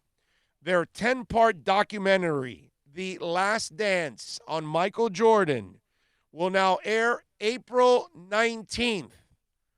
Notice, April 18th is UFC 249, which ESPN has rights to UFC. So they're not doing it on the 18th. When Dana White's doing it, they start on the 19th. So how cool is this? We get a 10-part documentary. Think about the back end of April. On the 18th, we get UFC 249. On the 19th, we start with the Michael Jordan documentary every single night, a 10-part series. And then on the 23rd of April, we have the NFL draft for 3 days. Although I still say Schefter had the best idea on the freaking planet. They should hold the draft 7 days. 7 nights, 7 rounds. Hell, go an 8th round. The street free agents, make that an event. You know, this year with all the small school guys, they're going to slip out of the draft. They didn't get private workouts, none of that stuff, interviews. There's a bunch of those guys that are going to slip out. And I think our Dolphins are going to have an advantage. But anyway, getting back to ESPN. Smart on their part, moving it up. This is a month we're all going to be home for sure. So now you get all of that in there, and we get to watch Michael Jordan on his way to winning the 6th title and everything that went going into The Last Dance, which was the final one where they were going to break up the team and everything after that, and he was gone. But I can't wait to watch it. And in a day where we've got load management and all that crap, Michael Jordan would gamble till 2 in the morning, 3 in the morning, and then the next day wake up and kick your ass and score 50. And he'll go out golfing with people and play those skins games with those characters. Play 36 yeah. holes and then go score 45 points that night on your ass and beat you. Okay? None of this wussy ass, what's it called? Load management and all that crap that goes on nowadays. The original competitor, the guy that was an absolute maniac on the court, the guy that gave you all. And for you young guys out there, load management my ass. Go look at his career stats. It'll say games played, 82, 82, 82. Oh, Lord, an 81 snuck in. 82, 82, 82, 80. How dare he? 82, 82, 82. This guy came back from a broken foot in the early 80s in the same effing season. Not in today's world. I'm talking 30 years ago when medicine was nowhere where it's at now, not even close to where it's at now. We were still in the time that when you blew out your knee, it was over. Bro, you got an ACL? Done. Dude, yeah. Done. What King did when he came back for the Knicks with the knee and he had that magical year was a miracle. And then obviously he succumbed to it and couldn't keep doing it. But, that's just, it is what it is. Michael Jordan and those type of players in those days, they don't make them like that anymore. So that's the one thing that I will say for you young folks out there, watch it. And watch why us older people will tell you that's the GOAT. And there ain't anything like that on the court right now. Nothing. Hand checking. You're allowed to hand check. Nothing. Man to man. Nothing. There's nothing like that on the court nowadays. Nothing. Not LeBron, not anybody. Nobody is Michael Jordan. Can you imagine Michael Jordan without hand checking? Can you imagine what he would do to people? No. So it's crazy. It's the same thing as watching, Marino playing these rules. He would have thrown for 7,000 yards. So it's just one of those deals. It just everything's different. But at least we have a lot to look forward to. For considering we have no sports, we have a lot to look forward to in the second half of this month coming up in April. It's going to be pretty cool. From the 18th on, that's if Dana White is able. I mean, he's kind of a maniac. So you can't count Dana White out. Is anybody ever going to count Dana White out? No, that would be very stupid on anybody's part. That guy's driven. And so if there's anybody that can pull off this, and again, he doesn't really need. He would go buy his own private island, create his own laws and rules, and get his fight done. But he doesn't really need a lot to sequester a few guys or girls. He doesn't really need a ton. And by the way, he already has that when he does his what's the name of that MMA show that's on one of those small channels that they do that they have that they fight each other and they're in the same building the entire time. What's that MMA show? Oh, it's the competition. Yeah. Between the two greats, and they coach them up and this and right, and they have all those other fighters in there. MMA challenge, right? Whatever, whatever it's called. Somebody help me out there. But what I'm saying is, what I've been talking about, they've done this before in a way. Well, in a way, I'm sure those people leave and can do things. But in this way, you would have to sequester everybody. But again, it's not a lot of people. You know what I mean? And in order to make money, I mean, listen, we'll all do whatever we have to do. We have to survive. We have to feed our families. You know? It is what it is. Yeah. So, anyway, just wanted to throw that out there to you guys because I found it awesome that ESPN is now fast-forwarding that Michael Jordan. And the beauty of it is most of us, even if you dislike Jordan, you still respected him because you knew what he brought to the table every single night. You knew he sold out for his team every single night. You just hated the fact that if you were a Knicks fan, he stopped you from being better. If you're a Heat fan, he stopped you from being better. If you're a Cavs fan, he stopped you from being better. If you're a Utah Jazz fan, you can't stand his ass because you would probably have a title if it's not for him. You know what I'm saying? So it's just he cock-blocked a lot of people to a title during his run. I mean, most of us will say, yeah, the Rockets were the best team. That's because Michael was retired. That's kind of the caveat to them winning the two titles. It's like, yeah, no doubt Houston was the best. But that's because Michael was retired. That's kind of what they say. Because if not, you really think that they would have won 8 in a row. You know what I mean? That's kind of the way you look at it. Look, me personally, being a Georgetown Hoya fan, prior to UM resuscitating their basketball team and being in the Big East with them, Hoyas, and of course he beat them his freshman year. Us being Heat, where I got turned off by the guy, our very first playoff game. You remember, we were there, and Jordan went off for 52. 91 points, right? Pippen had 38, I think. Yeah, it was right. Yeah, I want to say it was. If I remember correctly, it was 91 points between the two. And we were up by 12. Steve Smith, everybody, we were rolling good, and they started going. The thing that turned me off, man, there's a timeout, and there at half court, right in the middle, on the insignia, is Michael Jordan with his arm around the referee talking about, hey, blah, they're doing this and that, while their team is having their huddle. Their team huddle. And it just kind of turned me off like, hey, Mike, you're part of the team, man. Get over there and get in the huddle, man. And from that moment on, I kind of a little soured seeing Mike do that. Obviously, not everybody got to see it. We're at the game. We got to see it. Right. And it did from there. But like you said, respect Michael. He's a man. He's the man. Oh. And I think most people will watch it because deep down inside, he's the man. That's just the way you look at Michael Jordan, And that's why for you youngins out there, and you hear the rest of us talk about Michael the way we do, you'll get a feel for it, I'm sure, in that documentary, why the dude is just the ultimate badass of all time. One of my favorite. Dude, you remember this. We were watching it. It's the end of the season, like toward very end of everybody knows their seeding and stuff like that. And imagine Jordan is still playing, and the Pistons they're out there. They're not sitting or any of that.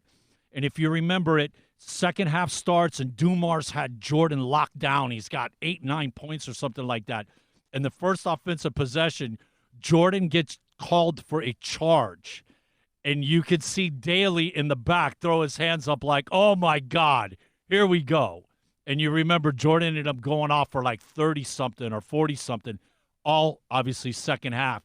But to like correlate back, yeah, the game really didn't matter. Everybody knew the seeding, but it was a Pistons-Bulls game. Right.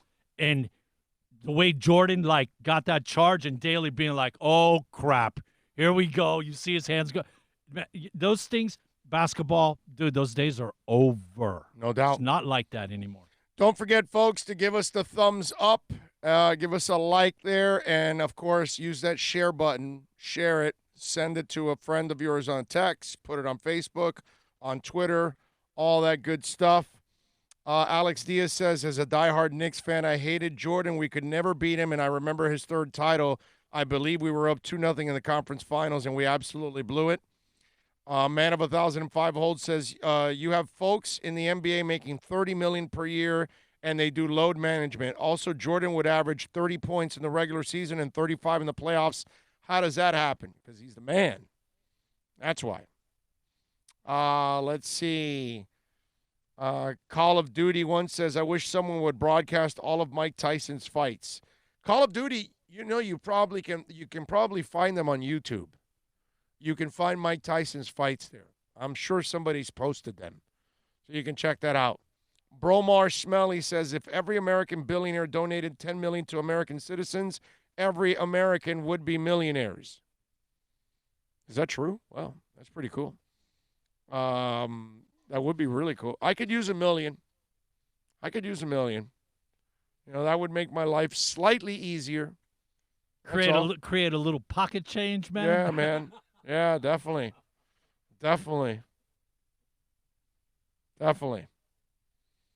Oh, gone are the days of the bell cow running back. I agree with that.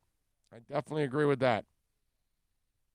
If you want to get in on the accidentlawfirm.com text line, it's really simple, 786-322-1105. That's 786-322-1105 if you want to get in on the accidentlawfirm.com text line. Let's take a quick break here. We'll come back on the other side.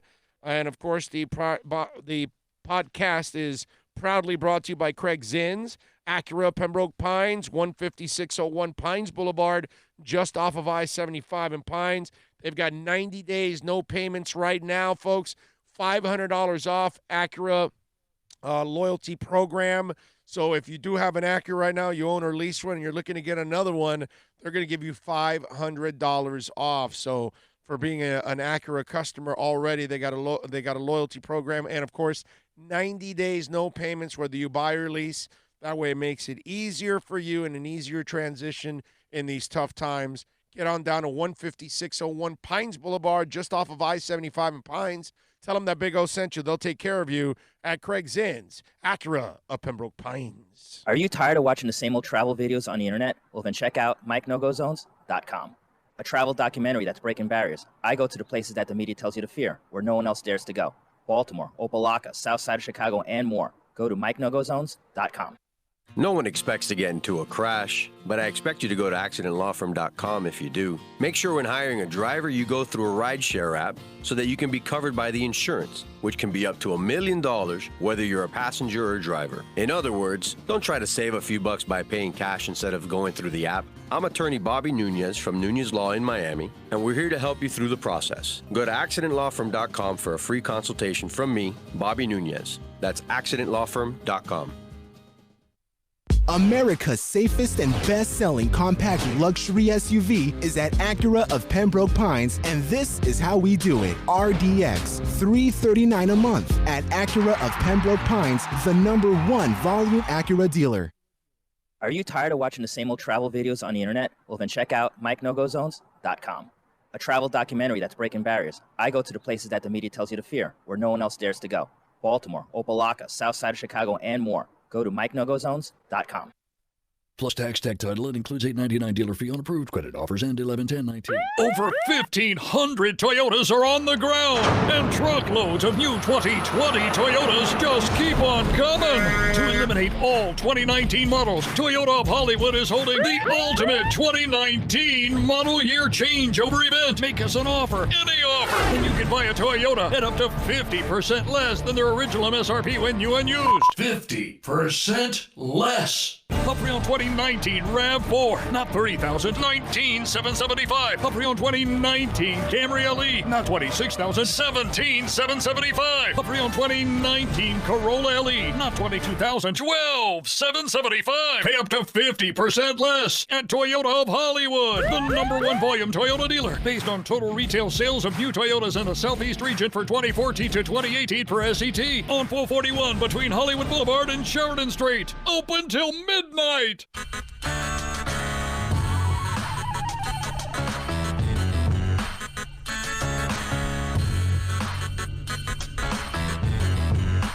This is the Big O Show. This is the Big O Show. This is the Big O Show.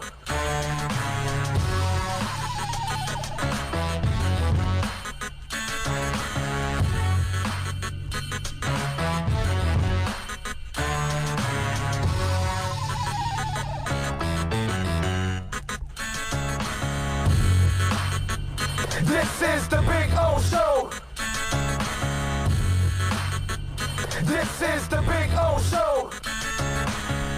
I just saw that SiriusXM, by the way, is now totally free for everybody through May 15th. That's pretty cool. That's very nice of them. That's a good way of staying in contact with a lot of the news things going on. And then you get all the other stuff, all the music. It's not like you're, on the sports channels, it's kind of the same thing that we're doing there, and there's not a lot of sports going on. So it is what it is. But, it's tough. I got to tell you something.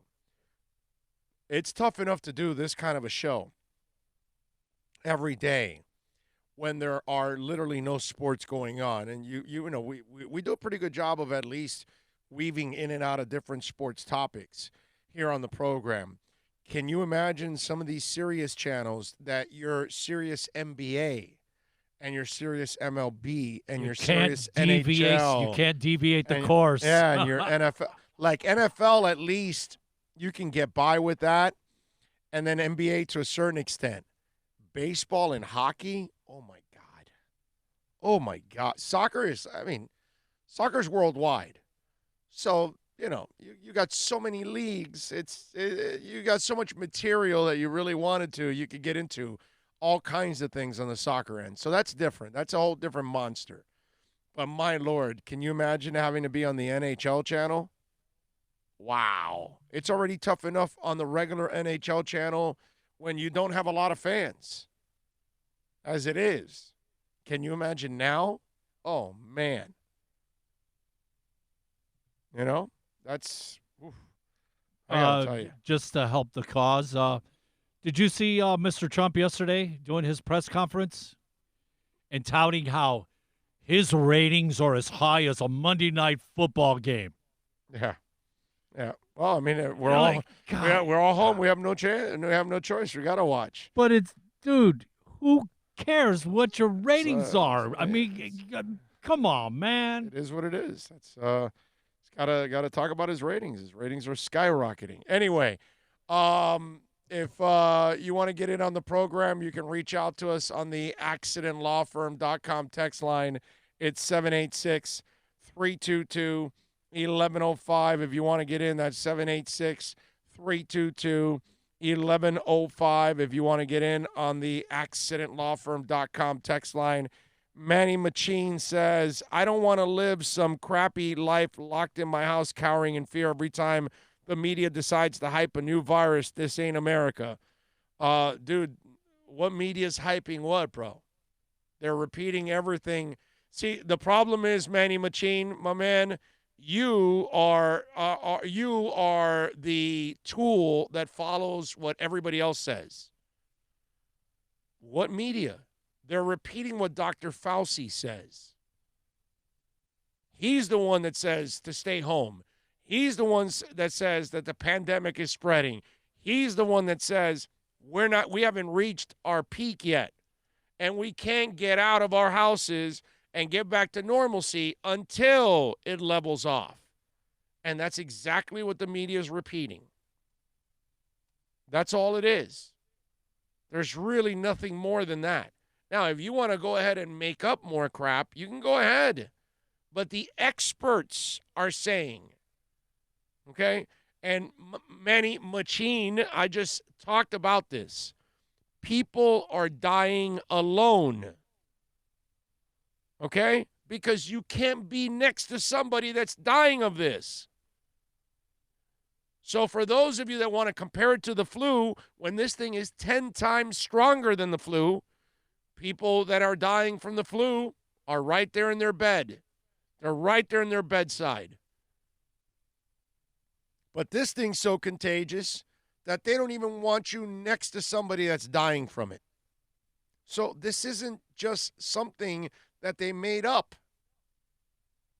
But again, my man Manny, you want to be lazy and you just want to be a tool and follow what everybody else says, then go ahead. But the media telling you to be in the house is exactly what the experts are telling you to do. Okay? Because I saw a media report yesterday. They were telling you can't get COVID by your, by food that you pick up because, warm food will kill the germs. Okay? That's not, they're not overhyping. They're actually calming you down and telling you that you can't. They also tell you that, hey, you drink water. Drink a lot of water so you can get it down to your stomach, and your stomach acid kills a lot of stuff. But if you don't drink water and your, mouth is dry constantly and you let all that stuff float around, then that's going to end up affecting you. That's not hype. That's information. You can twist it however you want. The media is not controlling anything in any of this. The government is telling you to stay home. The experts are telling you to stay home. That's it. But you go ahead and blame the media because, of course, that's what lazy people do. I'm in the media. I'll tell you when they're going. We did, even as late as it was. We would have had 2.2 million deaths. Right. Trump said that. Right. Please. Well, he said He said it right after Fauci said it. Well, of course. Okay. Of course. Yeah. Of course. After the expert said it. So, but he's starting to get clued in. And then everybody else repeated it because the expert said it. Okay? But he's starting to get clued in. Like, how the serious. The media is not telling you to stay in your house. The No. media is not telling you how bad it is. The media is not telling you how high the death rate's going. That's all the experts. All they're doing is repeating exactly what they tell you to say. That's it. But go ahead. Be lazy and blame the media. Because, of course, the media has everything to do with this. It's lazy, bro. It's lazy. Just is.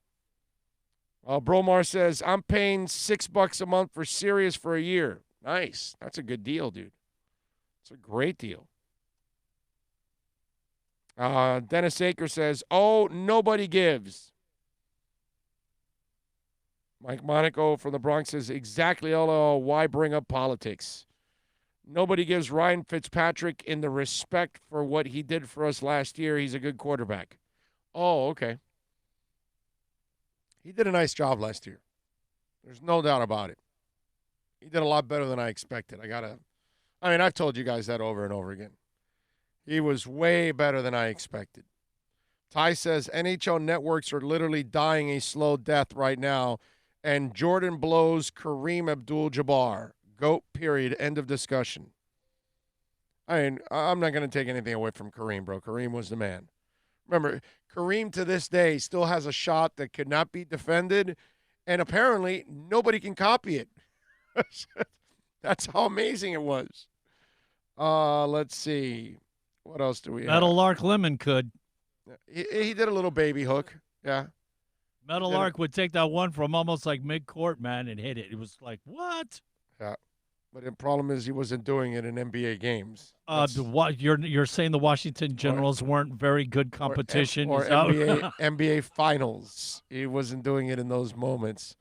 That's where Kareem kills all. It really is amazing to me. Nobody has been able to actually copy that shot. That to me is it's actually like it's a total testament to him, man. It's baffling. You know? It's baffling because everybody does, most of these kids nowadays they're copying what everybody else did, and then they're bettering it in so many other ways.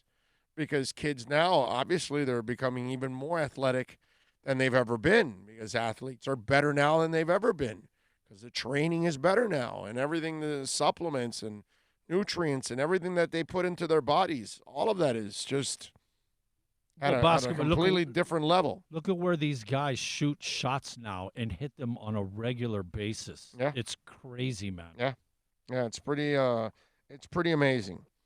All right, 786-322-1105. If you want to get in on the accidentlawfirm.com text line, that's 786-322-1105. The corona pandemic obviously is affecting all of us. And think about this. I was reading a story with Ozzy Osbourne, and Ozzy was actually forced to cancel his Parkinson's treatment because he can't get on a plane. And that's Ozzy Osbourne, which you would figure Ozzy can rent his own private plane if he wants to go to it. It says Ozzy has canceled his previously scheduled trip to Switzerland because of the coronavirus pandemic continues to cripple the travel industry. The iconic rocker revealed in February that he was battling Parkinson's disease and had planned to seek immune system specialists while overseas. Osbourne had originally been diagnosed with the disorder back in 2003, but only chose to go public with the news recently. The planned treatment was designed to help the ailing singer continue maintaining his lifestyle in the face of the progressive neurological condition. And earlier this year, Osbourne canceled his 2020 tour to focus on his health. At that time, the legendary rocker noted that his treatment in Switzerland, scheduled for April, was to take 6 to 8 weeks. So now his daughter Kelly reported that the Sabbath frontman had seen his health improve, seeing after one treatment of stem cell what happened, and the progress he's made is mind-blowing. He's walking better. He's talking better. His symptoms are lessening. He is building the muscle strength back that he needs after spine surgery. So, unfortunately, he says, we had to cancel our trip to Switzerland. We were meant to go on the 8th of April, but we had to cancel for this treatment. Osbourne said, we're just hanging in like everybody else, just trying to stay away and be quiet and just hold it in there. I honestly find this such frightening times, Sharon continued, echoing the thoughts of many. I just think it's really, really frightening time to be alive. So, there you go. So Sharon Osbourne and Ozzy talking a little bit about Ozzy having to, and think about that, man, because the Parkinson's is progressing, and you want to try to stop it or slow it down, which I would imagine that's what, I'm sure it doesn't stop it because we haven't found anything that solves this, but I'm sure the treatment slows it down somewhat, and even the daughter was saying that even after one what is it, cell stem treatment, that he was making improvements. And now you've got the coronavirus, and you don't know how long this thing's going to drag out and how long it's going to keep him from getting another treatment for Parkinson's. Scary. Because, again, I'm not a doctor, okay? Didn't sleep at a Holiday Inn last night or anything. But I don't know what kind of setbacks happen to him over the next couple of weeks or months that he can't get back. You know what I'm saying? And I don't know what effects this has on him in the next month or two that he can't recover from, even with treatments. So it's kind of scary to see that. The other thing in music news that I wanted to add, Third Eye Blind, 4 p.m. today, they are streaming a concert. Miley Cyrus on at 2:30 this afternoon, like she is every day. So if you love your Miley Cyrus, and Melissa Etheridge tonight at 6 o'clock Eastern, also streaming concerts. So make sure you look for that during those times if you like any of those artists out there. All right, 786-322-1105. That's 786-322-1105. If you want to get in on the accidentlawfirm.com text line, you can also reach out to us on Twitter. That's at Big O Show. Follow us there as always, because it's like a 24-hour talk show.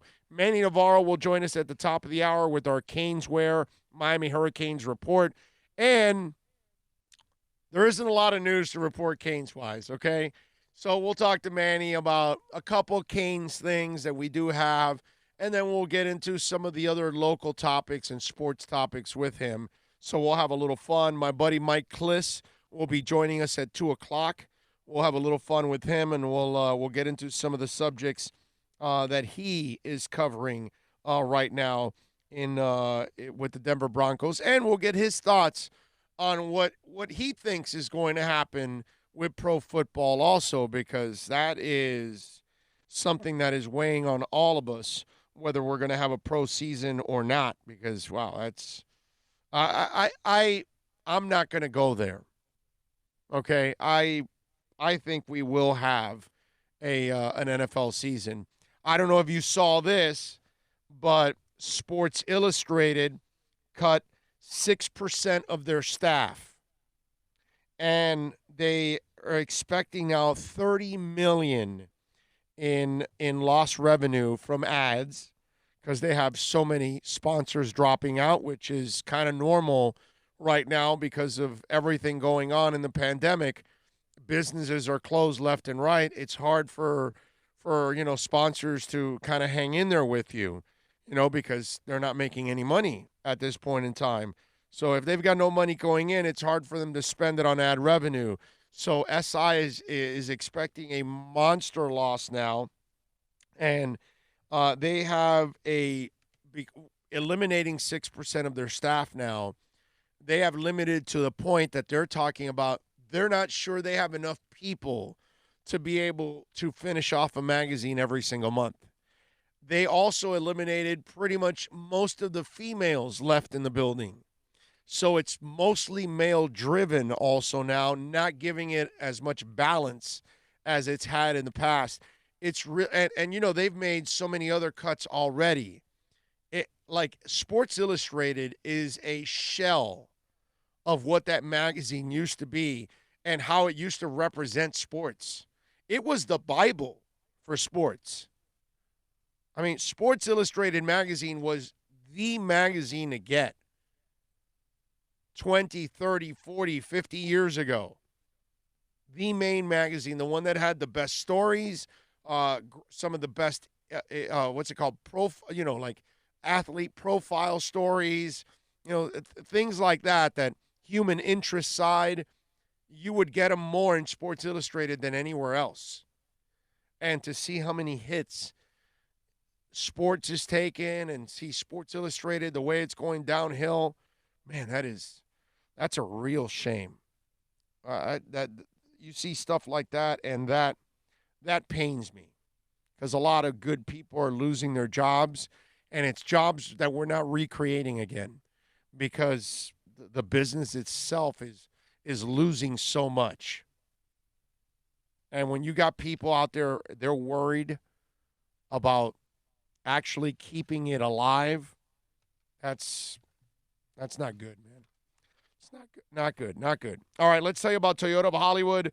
We love talking about Toyota of Hollywood, man. Steve Ostrov and all the great people out there. 1841 North State Road 7, just a couple blocks south of that big, beautiful guitar, folks. And let me tell you, when you've got over 1,500 cars and trucks, now's the time. You're going to get great deals. They've got 90 days, no payments.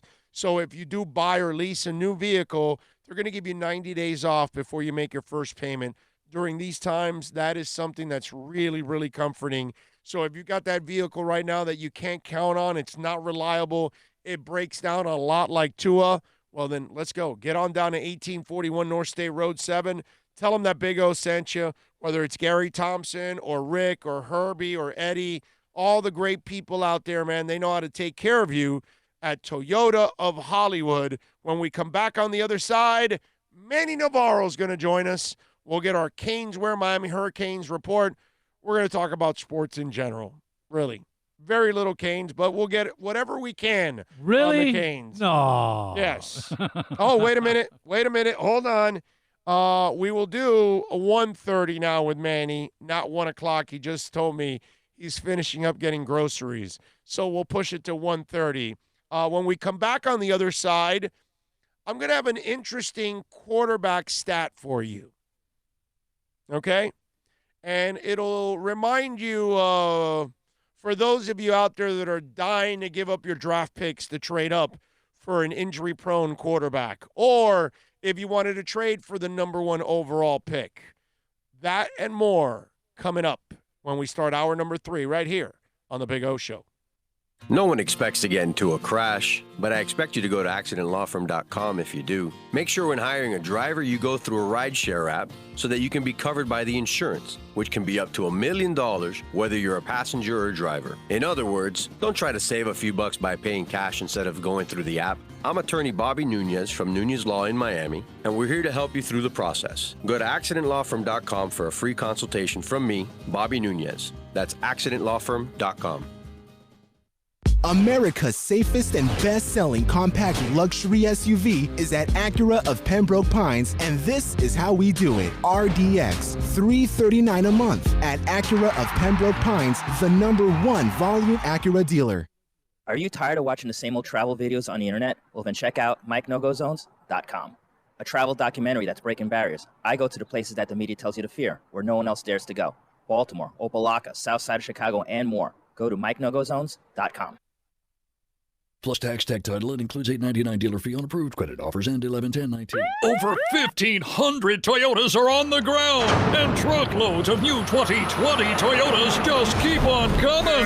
To eliminate all 2019 models, Toyota of Hollywood is holding the ultimate 2019 model year changeover event. Make us an offer, any offer, and you can buy a Toyota at up to 50% less than their original MSRP when new and used. 50% less. A pre-owned 2019 RAV4, not $30,000, $19,775. A pre-owned 2019 Camry LE, not $26,000, $17,775. A pre-owned 2019 Corolla LE, not $22,000, $12,775. Pay up to 50% less at Toyota of Hollywood, the #1 volume Toyota dealer, based on total retail sales of new Toyotas in the Southeast region for 2014 to 2018 per SET, on 441 between Hollywood Boulevard and Sheridan Street. Open till midnight.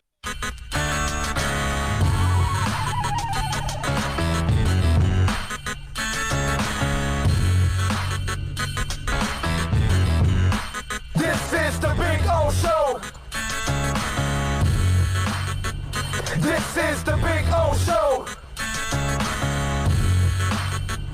This is the Big O Show.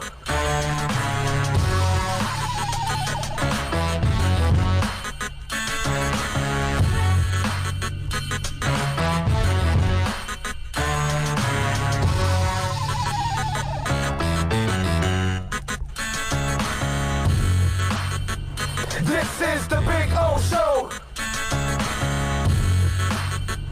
This is the Big O Show.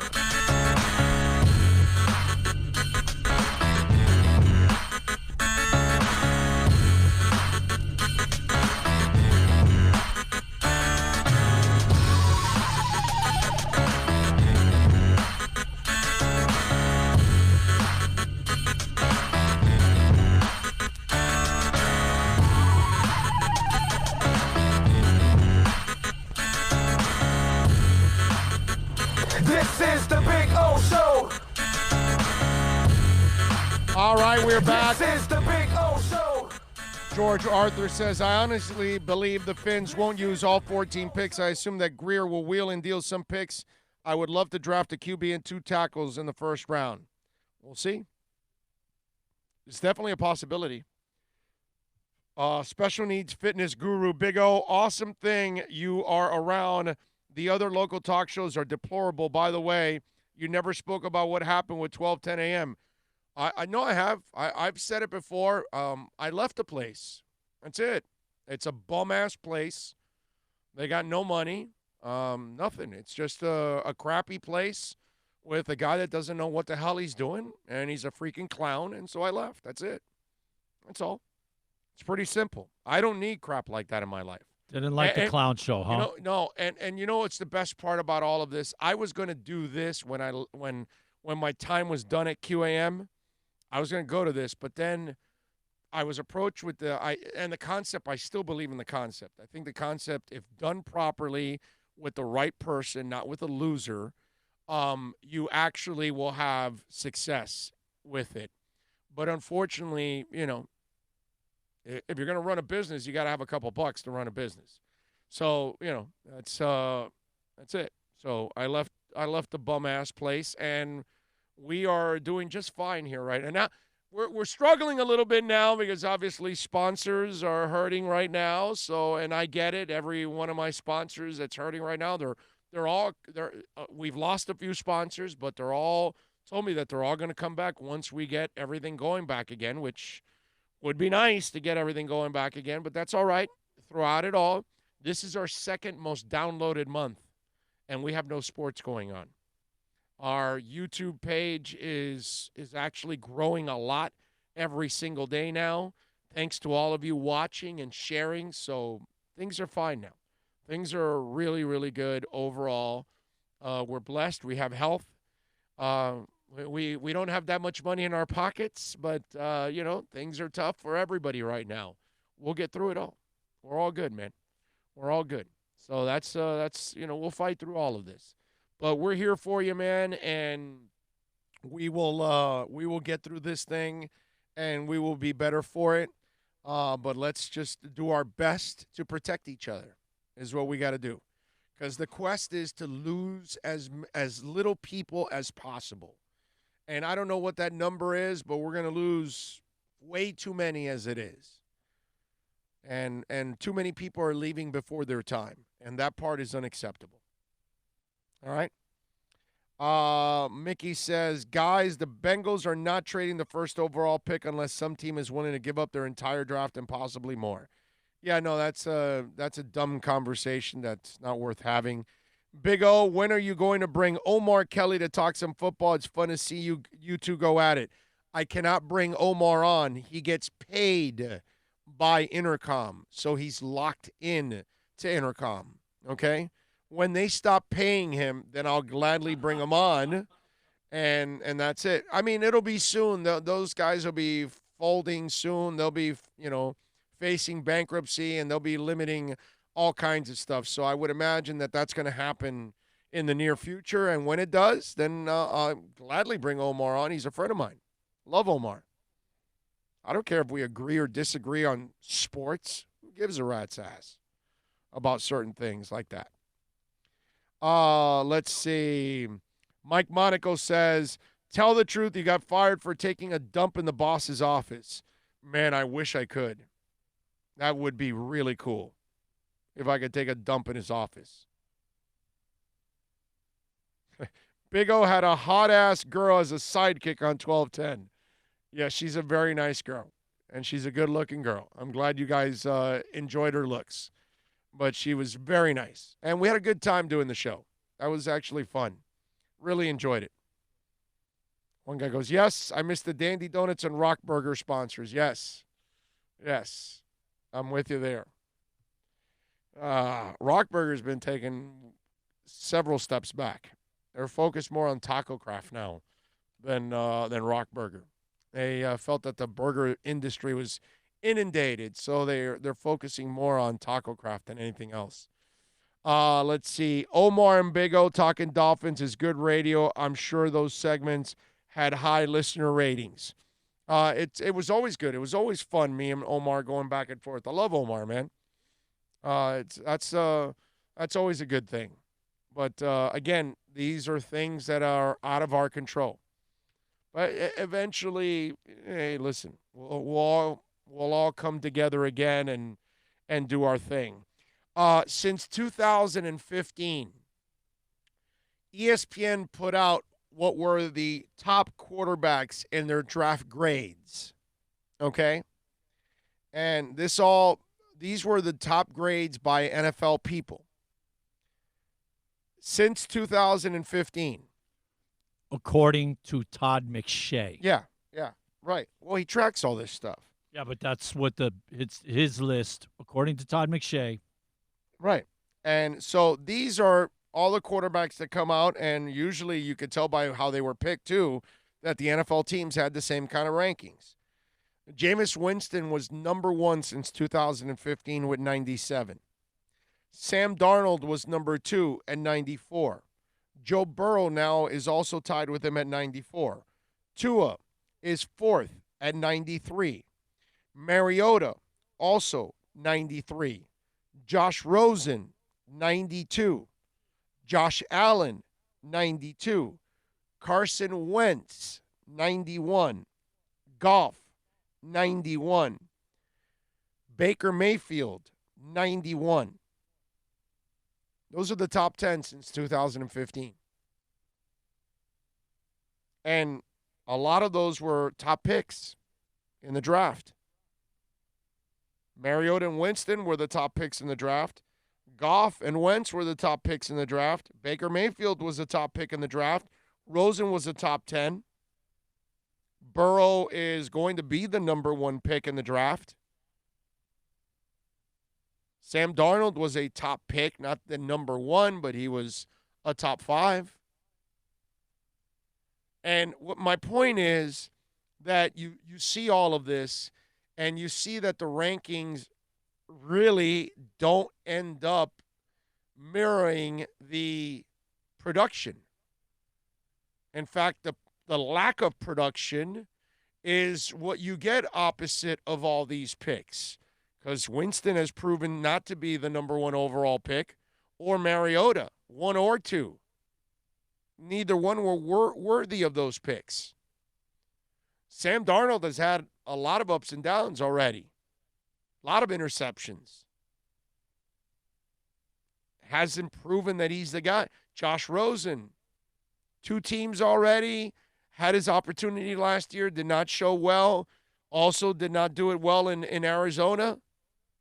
He hasn't justified that. Wentz is the only one that has justified it, and the poor kid's had a bunch of injuries too that have kind of set him back. So it shows you that these highest grades on quarterbacks, just because you have that grade, just because you and I like them, and we've got to trade for him, we got to draft him. Well, most of these guys have not worked out.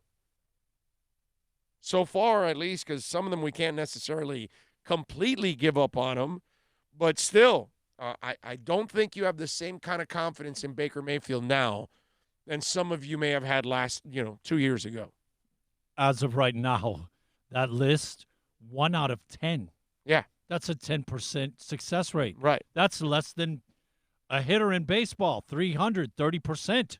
That's why This is horrible. That's why I'm not in the camp of trade your 3 first-round picks for Joe Burrow. That's why I'm not in the camp of trading up for Tua. That's why I'm not even in the camp of drafting Tua at number 5. I'm not in the Justin Herbert camp. I'm just better off right now loading up the team and getting the best linemen, getting the best D linemen. Go find myself linebackers and corners. Go find, maybe a slot corner. But you know what I'm talking about. Fill real needs. Get me those tackles, man. I need a left tackle. I need a right tackle. I mean, Jesse Davis is a nice player, but probably a really good backup for you, is what he is. I want a stud right tackle. I want a stud left tackle. You know what I mean? I want a stud defensive end. That's what I want you to go get. That's why, if you've listened to me, I'm not enamored with these quarterbacks to the point that, oh, my God, I got to have them. Look, if I ended up with the number 1 pick and I'm taking Burrow, good. Okay, no problem. I'll take the chance. But you think I'm going to trade all those picks from number 5 to go up to number 1, which it's not realistic because they're not trading them anyways. They're not spending all this money and keeping A.J. Green to not draft Burrow. They're definitely drafting Burrow, and they're not trading him for nothing. So it's a stupid conversation. Then the next one is, I'm going to trade up to number 3 to draft an injury-prone quarterback. Hell no. And more often than not, as you've noticed since 2015, these rankings, these ratings don't translate to success at the NFL level. I mean, we're going to have Mike Kliss on from Denver. John Elway played the position, and he can't figure out the young quarterbacks. He can't draft one that matters. Maybe Drew Lock's that guy, but he hasn't turned into that guy, not yet at least. You know? So, not as long as he's hanging out on the sideline doing little rap dance skits in the middle of the game. I'm just saying, man. You look at that list, and there is no guarantee just because the player has this rating, and some of you are so in love with trading away all your draft picks to go get Joe Burrow or to trade up to get Tua, because we're so desperate for a quarterback, we're willing to go back and do the stupid things that the Dolphins used to do. And like I told you, look at the track record of the last 20 years. Teams are advancing pretty deep into the playoffs, even to the Super Bowl, and even winning the Super Bowl with average quarterbacks. Why? Because their teams are freaking loaded. That's why. All right, 786-322-1105. If you want to get in on the accidentlawfirm.com text line, that's 786-322-1105. Joe Theismann was asked about a couple things. First of all, he was asked about drafting a quarterback for the Washington Redskins. And he is, and remember, Joe Theismann played quarterback. So he's looking at all these other guys. For Joe Theismann, there's only one pick that they should actually be looking at number 2 if they're the Washington Redskins. Without hesitation, I take Chase Young for a couple of reasons. First of all, I think he's the best player in the draft. And there's an old adage when it comes to taking the best player in the draft. Secondly, the Redskins are going to go to a 4-3 under Jack Del Rio. He's a perfect defensive end. He fits in with Sweat last year. And then you all of a sudden look at Jonathan Allen, Daron Payne, Matt Ioannidis. I mean, you got 5 really young guys up front. The oldest guy's 27, and that's Matt. You know, everybody says move on from Dwayne, but Dwayne really hasn't played enough to really get a sample size of who he is. So if you're another team and you look at Dwayne Haskins, you say, well, what is his value? You don't know. I mean, you weren't able to evaluate him. I don't think you move on from him. I think the kid really, he loves football. He's a tough kid. He proved it. He's going to be in a new system. It'll be some competition now with Kyle Allen, who came from Carolina in a similar system. So Theismann is dead set on getting Chase. And let me tell you something. Chase Young is the best player in the draft. He's right. If you're Washington. And he likes Haskins enough that he doesn't feel that these quarterbacks are worth it after Burrow. So when he was asked about Tua, all right, and here's a player that a lot of Miami Dolphin fans want at number 5. Some Dolphin fans are willing to give up draft picks in order to move up from 5 to 3 if Tua's there to draft him. So Joe Theismann played the quarterback position. What does he think about Tua? Not hard to pass on him at all because you don't know. I mean, he's had shoulder issues. He's had hip issues. And the thing is, he's never had a chance to work out, so you don't really know what you're going to get. And, he's not a generational quarterback. Burrows might be, okay? I think so, but Tua is not. I'm not sold on the strength of his arm. I think the kid's terrific, great competitor, wonderful individual. Those things are all givens. From a football standpoint, does he throw the ball hard enough? Does he throw the football well enough? What's his physical condition? Now with what we're dealing with here with this coronavirus, you don't even get a chance to see him work out. I mean, if you do, you see it on film. But there's, it's like doing something on film and then being there in person. It's a whole different world. And I think, unfortunately for him, he won't show his wares. But fortunately for him, there are a lot of teams in the National Football League that take quarterbacks in the first round. And he'll go, if he makes it to 5, where Miami is, that's where he'll probably wind up going. There you go. So he's not even convinced with Tua that he says he doesn't look like a franchise guy, and he questions his arm strength. And I got to tell you, I agree 1,000% with Joe Theismann. You have to take Chase Young at number 2. It's a must that you take Chase Young. The guy's a freaking stud. He's a monster. I would love, if I would trade up to 2, I wouldn't draft a quarterback. I'd be drafting Chase Young. Okay? And Tua not being healthy, he's right. I mean, that's what you have to be terrified about. But I think Washington was doing it just to see if they can stir somebody up to trade up and what they would give to trade up to number 2, and would they give up the house? And is that worth giving up Chase Young to give up the house? But it wasn't because they really wanted to or anything like that. To me, none of that made any kind of sense whatsoever. Now, Joe Theismann, the other thing he's asked about Burrow over Tua. Okay? And here's what Theismann has to say. I like him better for a couple reasons. I love the way he throws the football. I think he he possesses that kind of ability. And secondly, he doesn't have as many injuries. I mean, he's not beat up. You get beat up at the college level. You come to this level, you're going to get a lot more throws. The hits are much more severe. And if you're a young guy, you really don't know what you're looking at, so you're going to hold the ball a little bit longer, and then all of a sudden it's like here comes the building caving in on you.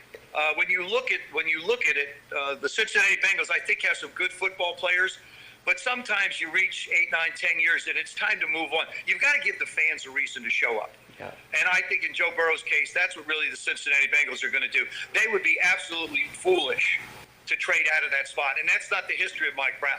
Right. He's not going to trade out. He's going to take Joe Burrow. That's why I've been telling people, don't stop writing the stupid-ass articles. Stop talking about it on television and radio like it's a possibility. It's not a possibility. It's a waste of time. They're drafting Joe Burrow. Miami is not. Miami's not trading up to get Joe Burrow. It's just not going to happen. But he likes Burrow over Tua for all the logical reasons. And if you're the Redskins, you got to go Chase. But I wanted you to hear this because I want you to hear from another person that if he was in love with Tua and he thought Haskins wasn't the guy, then he would go. And if he thought Tua was better than Chase, he would talk about it. But he has common sense, and he's going with Chase, and he has common sense that he'd rather have Burrow over Tua because of the injury history.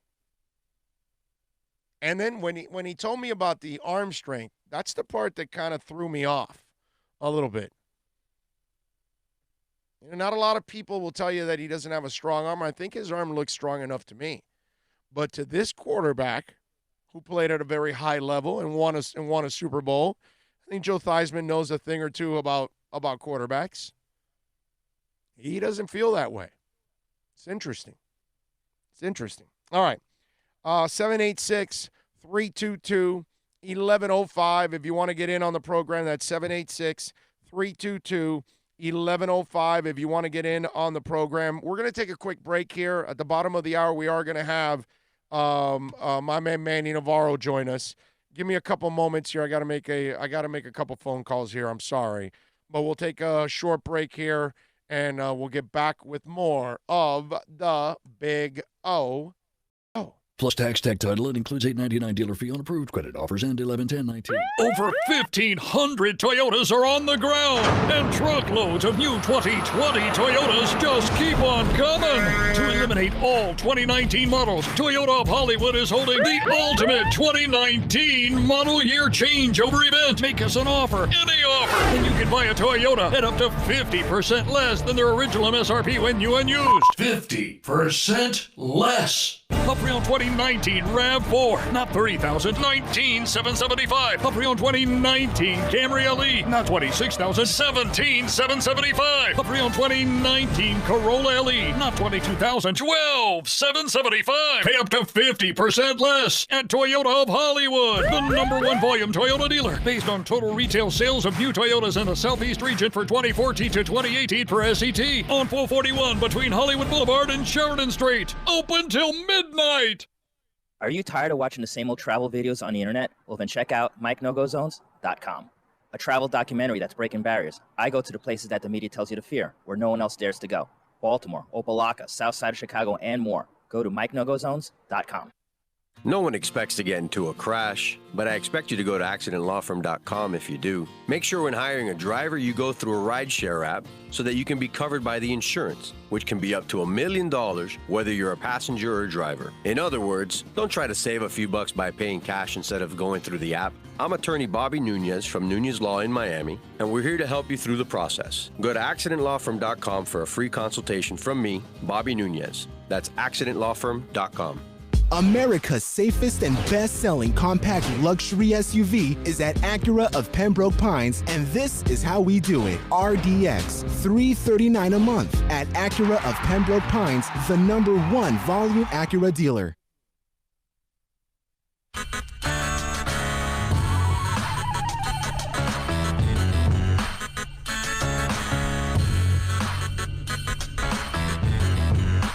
This is the Big O Show.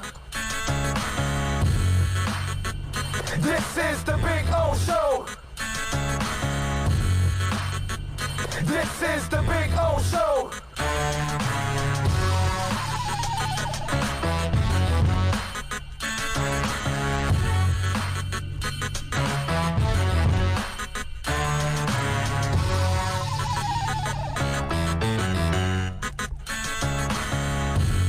This is the Big O Show. This is the Big O Show.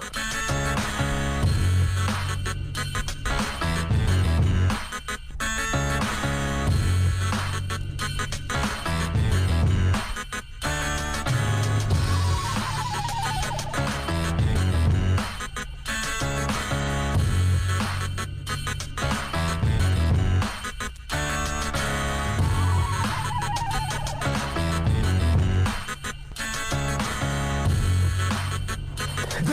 the Big O Show. This is the Big O Show. This is the Big O Show. This is the Big O Show. This is the Big O Show.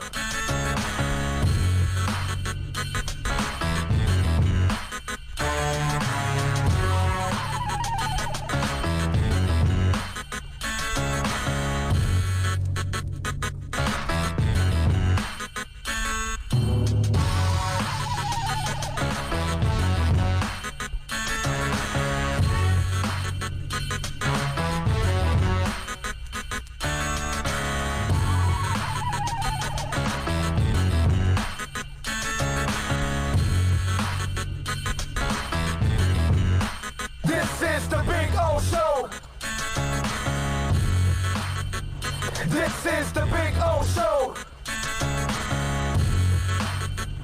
This is the Big O Show.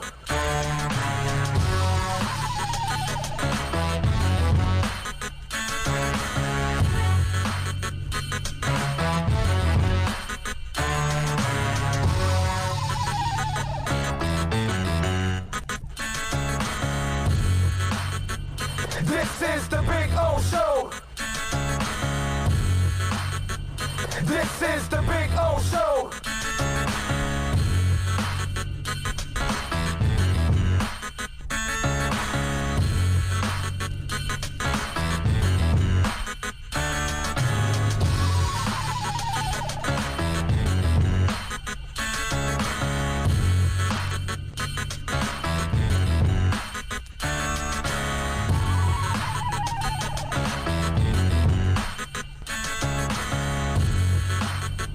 This is the Big O Show.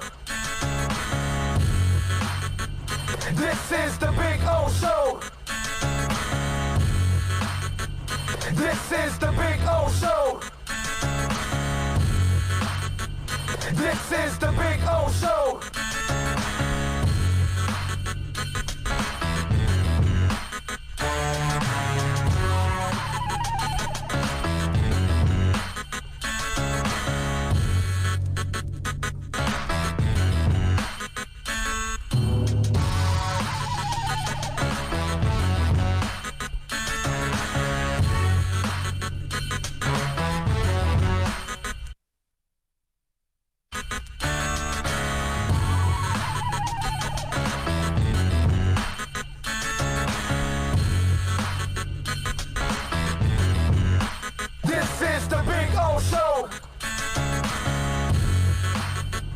This is the Big O Show. This is the Big O Show. This is the Big O Show.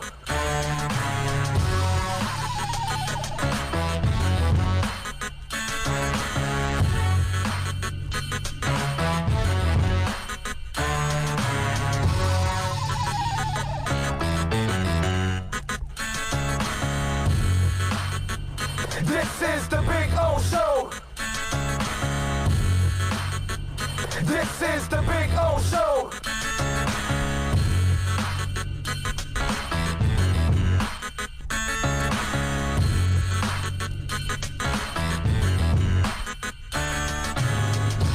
This is the Big O Show.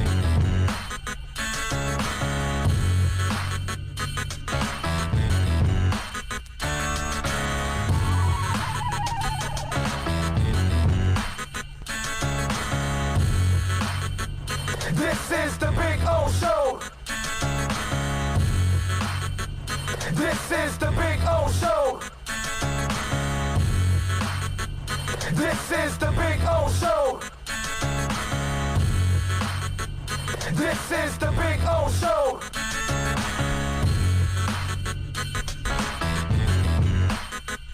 We are back. We're going to get in contact with Manny Navarro.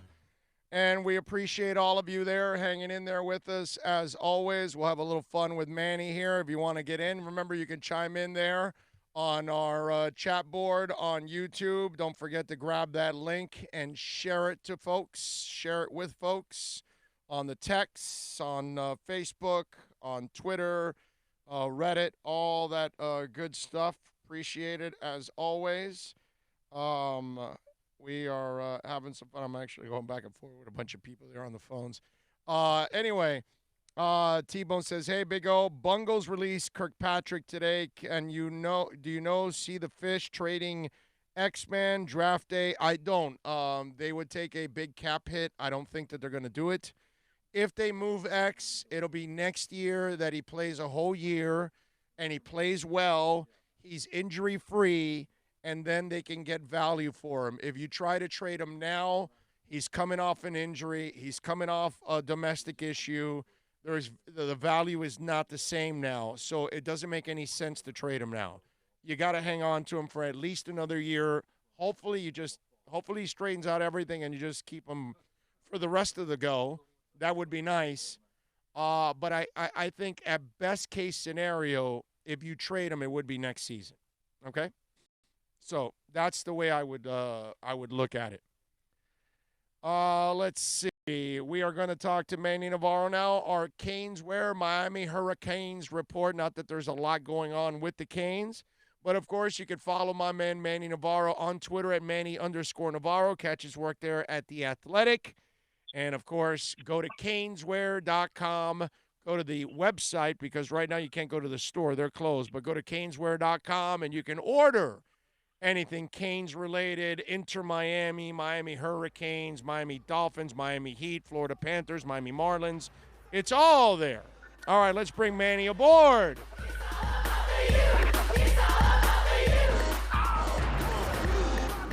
Mr. Navarro, how are you doing, my friend? I'm doing great. Just came back from picking up some groceries at Publix. I did that Instacart thing. Okay. And worked out great, man. That's how we're doing our shopping now. What is Instacart? They just bring it out to your car? Basically, yeah. You give them the grocery list. They pack everything up in a bag, and they bring it to you and put it in the car. All and right. you put a bunch of hand sanitizer on and all that, gloves. You bring it in the house. All right. So you got gloves on, huh? I had them on before, yeah, and then took them off, and then you gotta throw them away. It's the way this thing works, man. I mean, I don't know. It's a scary time, man. It is. It's like I haven't really gone out of the house that often, so this is the last 3 weeks where I've gone out and basically a grocery run and to walk the dog. That's it. Those are the only times I'm out. Yeah. Yesterday, I only went out one time to get some food, and I came right back, and that's it. That's all I did, man. I went and got what was it? Flanagan's. I went to Flanagan's, and I didn't even get off the car either. I drove right up. It's on 127th and Kendall Drive. That one. You just drive up, you sign the receipt, and then you're done. That's it. They hand you your food, and you don't even get off or anything at this point. Yeah, it's amazing how quickly we've all sort of just adapted to this life. But there's so much I miss just being, I actually miss being in traffic, man. Like I could listen to radio, listen to podcasts. In the house here, I'm either in the office working or when I'm downstairs, the kids have control of the TV and the entertainment and whatever it is that they're doing in the house with their tablets, and they want all the attention. So I missed that a long time when they were at school, when the wife was at work, when I could ride around, listen to your show and call in and all that. I miss it a little bit. Yeah, no, I'm with you, man. We're gonna miss our regular life for a little while here, and hopefully we'll get it back. Just a little college news because there's really nothing with the Canes. But I thought it was at least smart for the NCAA to give the spring athletes a year of eligibility. Your thoughts on that? Absolutely. I thought it was a no-brainer. These kids, obviously, to have something like this taken away, we always forget the number of athletes that get scholarships or even partial scholarships, like in baseball, for instance, and how this is their entire world because they're not going to play in the pros. A lot of them aren't even going to get to the minor leagues. And to get the opportunity to get that extra year back in light of everything that's happened is really important. I know it sucks. There's some high school seniors and so forth that are missing out on their senior events, but for the college kids, this was the smart decision, and I'm glad to see that a couple of these kids are going to decide to come back and take that extra year of eligibility. I'm interested to see how the scholarship situation works out and how all those things are affected, but essentially. The opportunity is there to come back, and it was a smart decision by the NCAA. Yeah, no, it was the right thing to do. What your thoughts? Did you hear Kirk Herbstreit's comments? That we're not going to have football. Yeah, are you willing to go that far?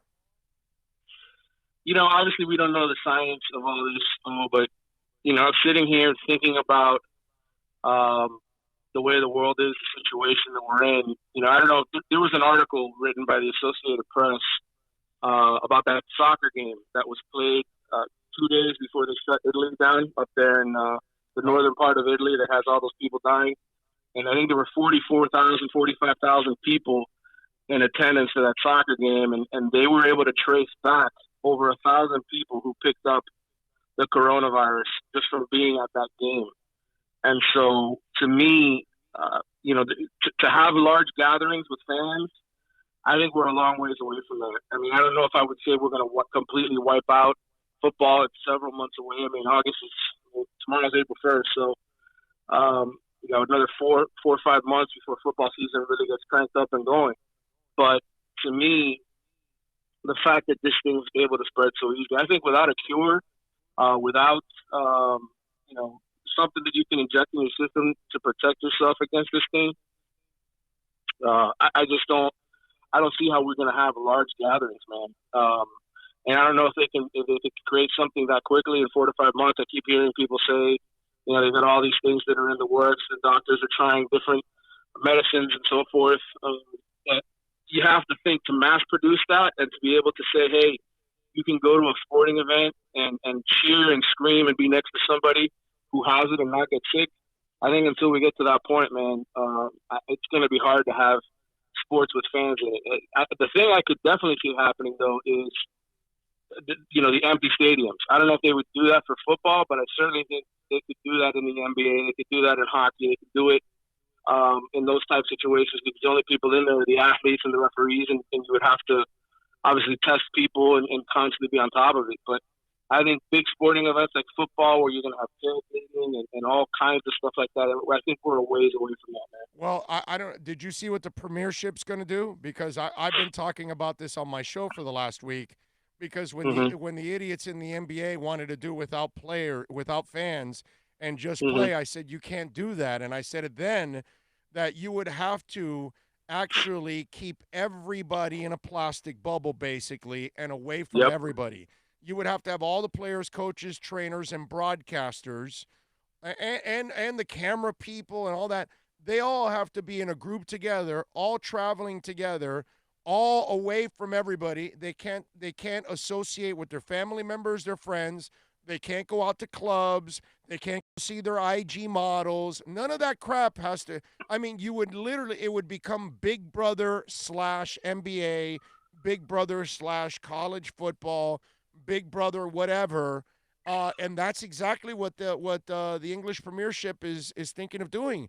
That they put everybody in one area with a bunch of pitches, and they all live together, eat together, sleep together, play against each other, and finish out the final 2 months of the season.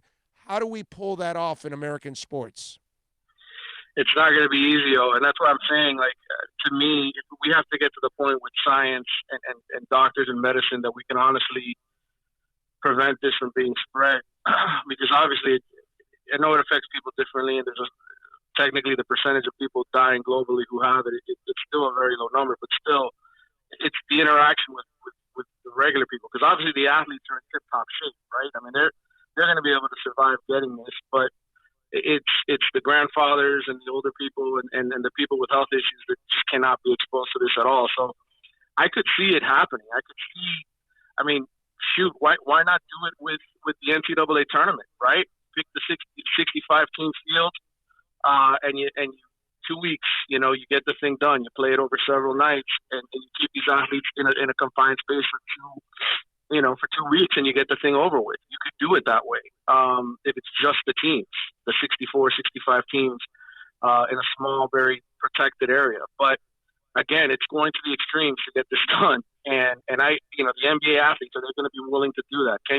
Would they spend a month or a month and a half to get, everything done so they could play all the playoff games and finish the regular season or whatever it is that they decide to do? I don't know. I think if it was just a tournament, you could probably do it. But an entire season, that's out of the question. Like I said, the NCAA tournament, you could do it. Because how many games is that?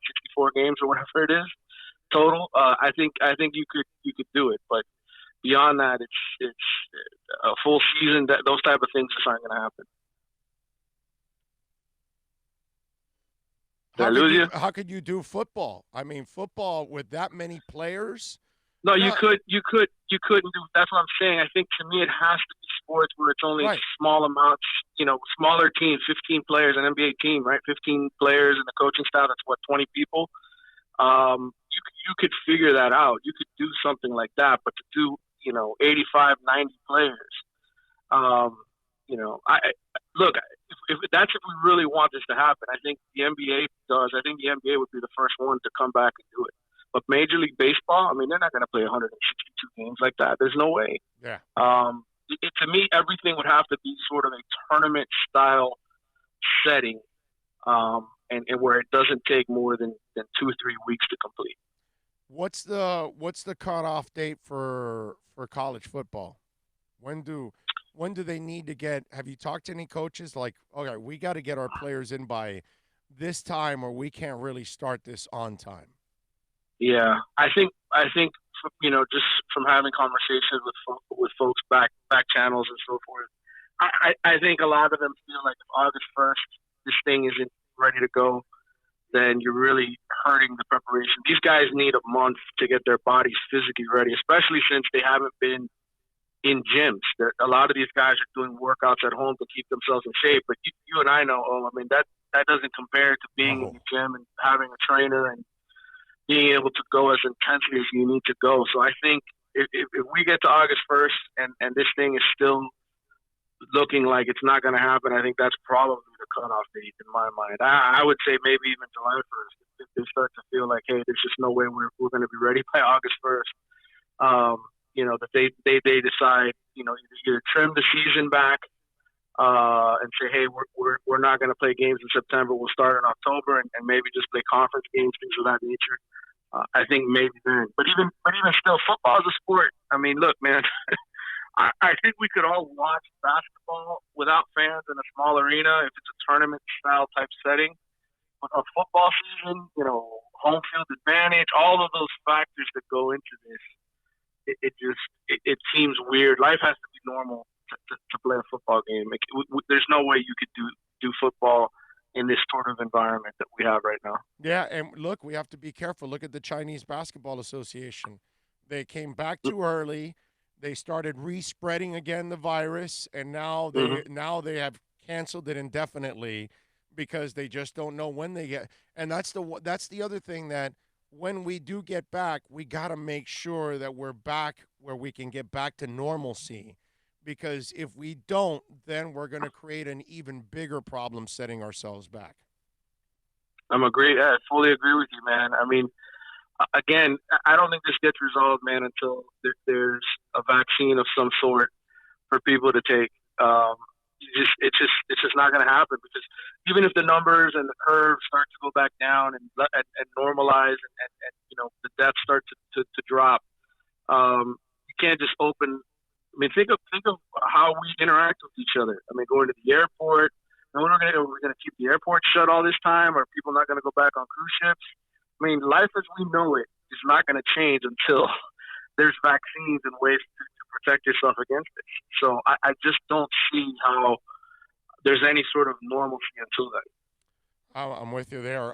Just out of curiosity, my brother, I know it's an interesting challenge for me to do, 3 hours, 4 hours of sports talk when there isn't a lot of sports going on. How about for you? How's this challenge now having to write? It's interesting. I think The Athletic, we've been trying to do a lot of sort of lists and looking at sports from a different angle. Obviously, we could sit here and talk about the season and focus on the roster and, when football resumes, what are the Hurricanes going to look like? But we're so far away from it that we're doing sort of more of a broader approach of journalism of, hey, we've got plenty of history to write about, interesting stories, interesting moments. And so I've kind of put my energy into going on YouTube and finding these football games from the Hurricanes past. So I've done these big, long takeout articles reviewing the greatest games of the Snellenberger era, the greatest games of the Jimmy Johnson era. And we just did a South Florida Hall of Fame, Athletic Hall of Fame for The Athletic, the first chapter of the inaugural 25 selections.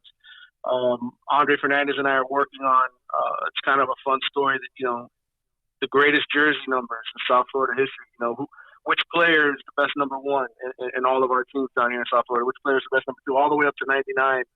So we're doing these sort of like fun, interesting projects that hopefully take people's minds off of coronavirus, because we could sit here and write about when coronavirus ends, how life is going to be. But I think more than anything, we're trying to be a source of entertainment, a place where people can go and read stuff and have debate and have sort of fun discussions, versus keeping the concentration on everything we're seeing in the news and all the ugly numbers and statistics that are out there. If we can be a distraction, then we're doing our job.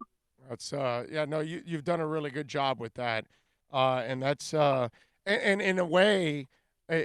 So give me a fun fact that you didn't realize that you discovered throughout this process.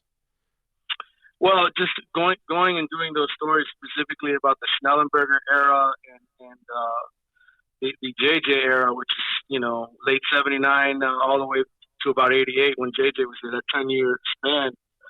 With Snellenberger, for instance, I mean, just seeing some of the game footage. For instance, the FAMU Miami game when Miami was upset in '79 by Florida A&M. Who would imagine that happening in today's world, right? a team like Sam Ewing with Phil Cookman beating Miami, but it actually happened back in '79. It was the first time I had ever seen footage of it. I had always heard about this game that took place, 40 years ago, and this big upset, but I had never seen any of the footage. It was cool to find some of that stuff, to find some of the footage of Miami's upset of Penn State in '81 at home in the Orange Bowl. I didn't even realize that Miami had beaten a number one ranked team in Penn State in '81. I had always heard about the Jim Kelly game in '79 when they went up there and beat Penn State, but I didn't even know that in '81 they had beaten those guys. I wasn't alive. I mean, I was alive, but I was 2 years old when that happened, 3 years old. So I didn't know any of that stuff had happened. So it was cool just doing that kind of research. Jimmy Johnson, his first salary at the University of Miami, he left Oklahoma State making $80,000. He got hired at Miami making $160,000 a year when the Hurricanes hired him. I mean, there's little factoids, nerdy type stuff. If you're a hardcore Hurricanes fan, things that'll open your eyes. You'll be like, wow, I didn't know that. Or maybe it'll remind you of something that you knew years ago that when it happened. The whole Tom Olivadotti thing was amazing. I didn't even realize how, before Jimmy Johnson got hired, what a push Miami fans were making for them to hire Olivadotti as Schellenberger's replacement. I didn't realize it was that big of a deal, but it was a big push. And hiring Jimmy, everybody was sort of upset with Sam Jankovic at the time when he decided to do that. And, look what ended up happening. Yeah. Jimmy took the program to another level. So there's a lot of fun little stuff that you can find. And I've got a membership to newspapers.com, which is $65, I think, every 6 months or a year, whatever it is. But it's worth it because you can actually search all the newspaper archives that are available on there. And so I'm digging through these old newspaper articles and reading stuff. Again, if you want to geek out, if you got all this time on your hands, you can certainly read what I've been writing at The Athletic, what Andre Fernandez and others have been doing, because we've been sort of taking a deep dive into history, and finding cool stuff for you to read and to watch online. That is that's really cool, man. That you guys have been able to do that. It's an interesting way. The one good thing for all of us now, later on this month, we've got UFC's trying to get their UFC 49 on the 18th. Interesting because ESPN and UFC are in bed together. So now the Jordan thing will be on the 19th, and that'll run for a few days. And then we've got the NFL draft. So the second half of April, we're gonna have something to at least watch. So that's something to look forward to.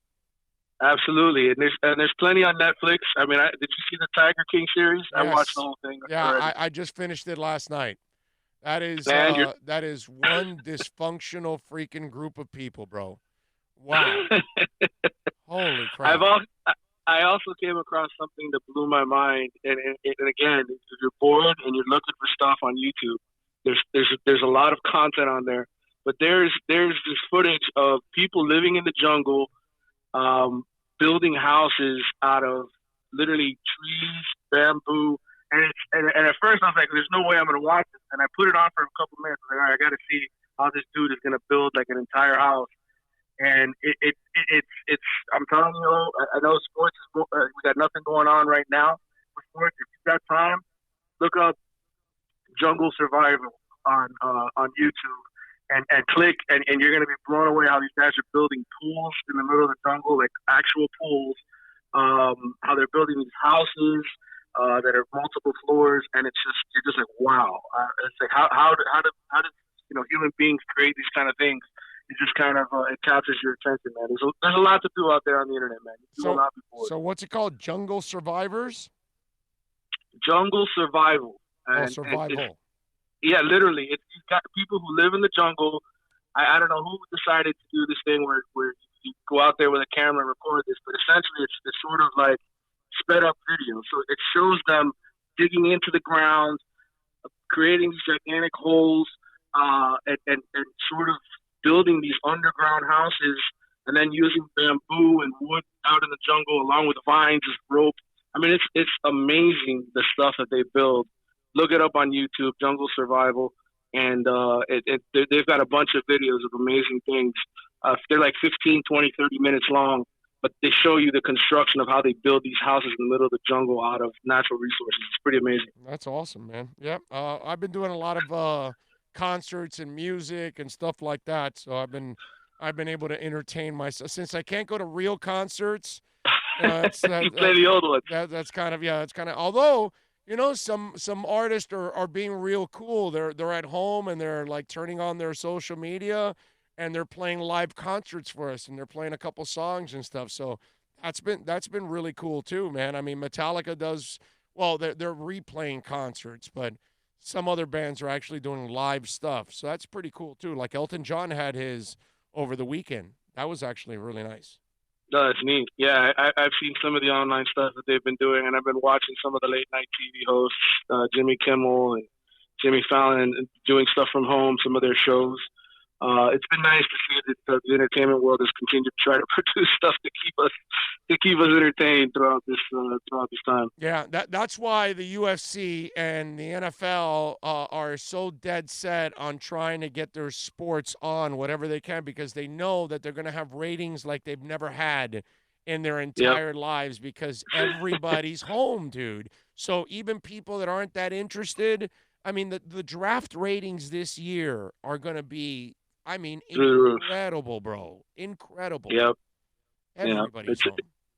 It's amazing in this country how much entertainment we had, with sports and everything else. It kind of took it for granted, but we would fill up our days with sports and sports conversation. And, it's amazing what's happened when we hit the pause button. It's to see what else is out there, to see how people are trying to pass the time. It's nice to see though that people have a good attitude about it, and I think that's one thing throughout this horrible process of waiting for this coronavirus and the poor people struggling to deal with it, is just seeing how some people are just really good at heart. Some of the nice shows of kindness that you've seen out there, the videos of people cheering on the hospital workers and everything else. It's been nice to see some of that as well. I agree. Follow him on Twitter at Manny_Navarro. Catch his work there at The Athletic. And, of course, you can catch him here with the Canes Wear Miami Hurricanes Report. Manny, as always, you are a stud, my brother. Thank you for taking some time, and stay safe, stay corona-free, man. Same to you, my friend. Love you, man. Talk to you later. Un abrazo. There you go. Much love, as always, from my man, Manny Navarro.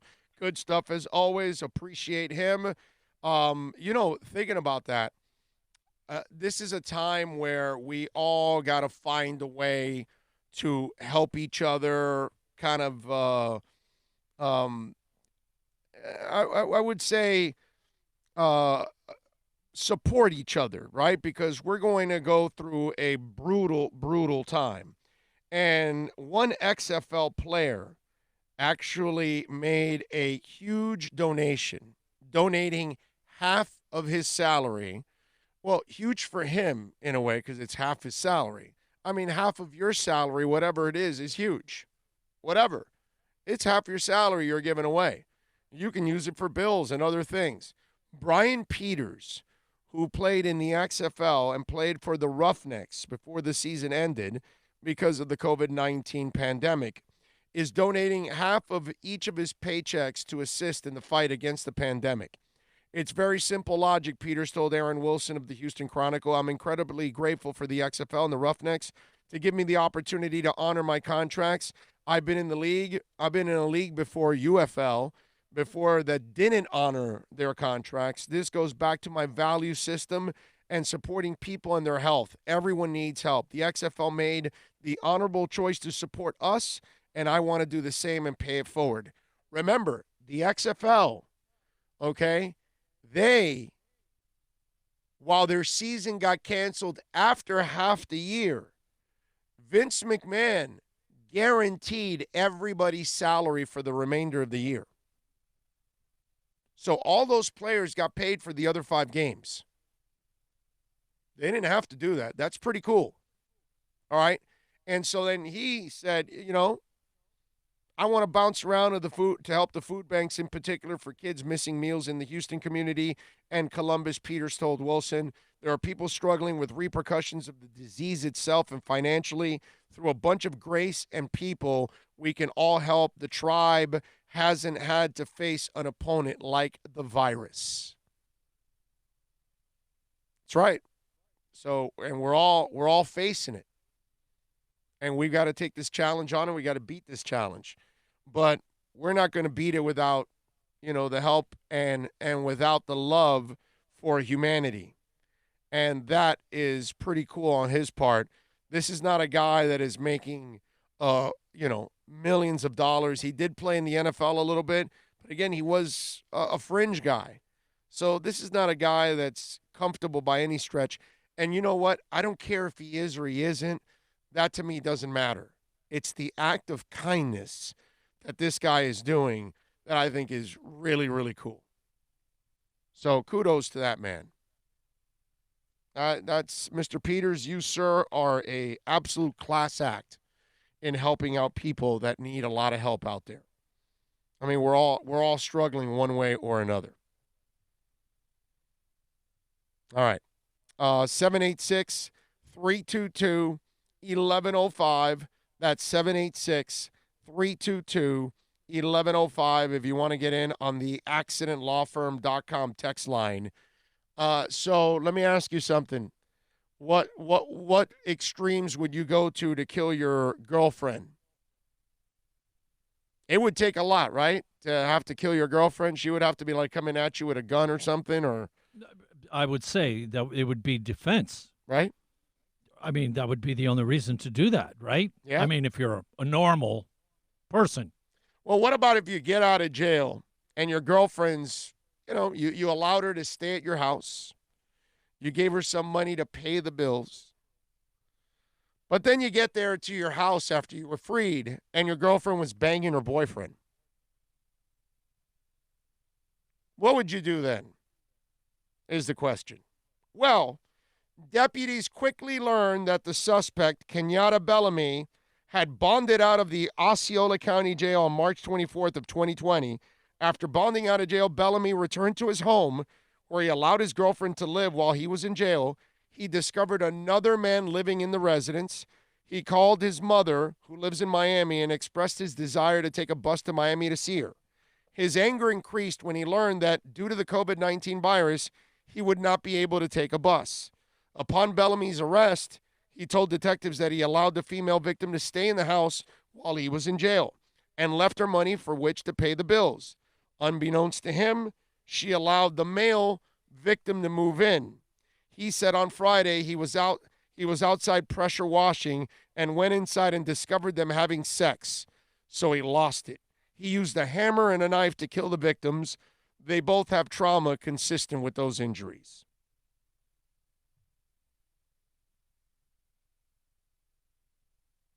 It's kind of quiet. I know there's only two of us in the studio, but still kind of quiet. I'm wondering back there while you're watching on the camera and you're there on the chat board, what's your reaction to that? Okay, you know what my reaction to that is? There's that story of five people sit down at the table and they tell their story and like everybody, I got the biggest problem, and you end up finding out about that, and it's like, I'll take my problem. Thank you. And COVID-19, all this going on, and here's this guy that has a way bigger problem than just COVID-19. Fresh out of jail, back into jail. Wow. Now that house, you'll sell it now to defend yourself. God, man. Oh, man.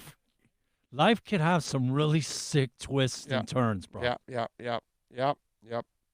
So there you go. So that's another reason to kill your girlfriend, right?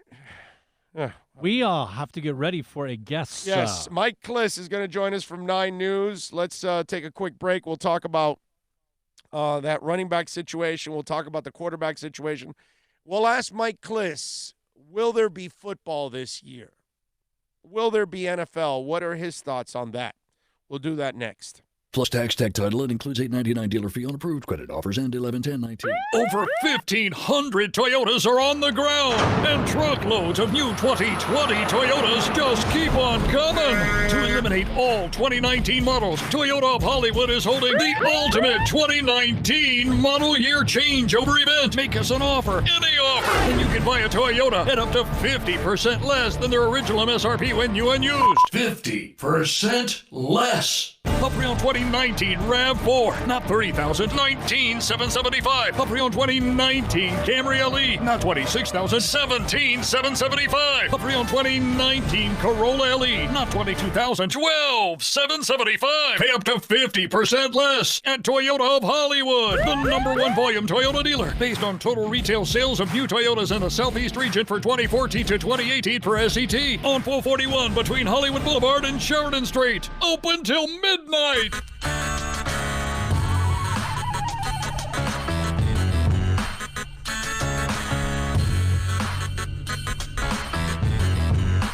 This is the Big O Show. This is the Big O Show. This is the Big O Show.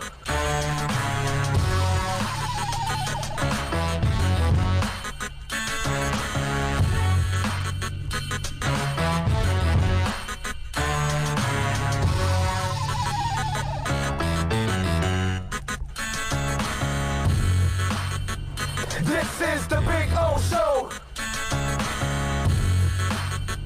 This is the Big O Show.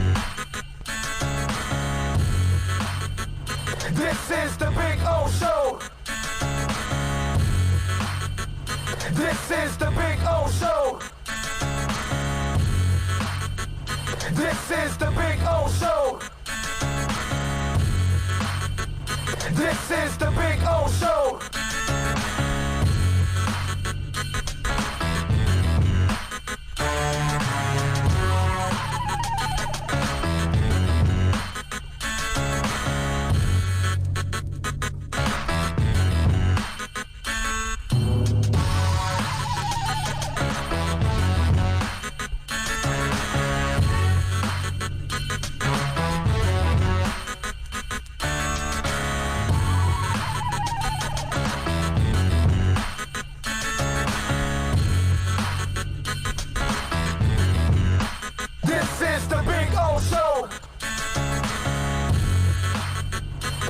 is the Big O Show. This is the Big O Show. This is the Big O Show.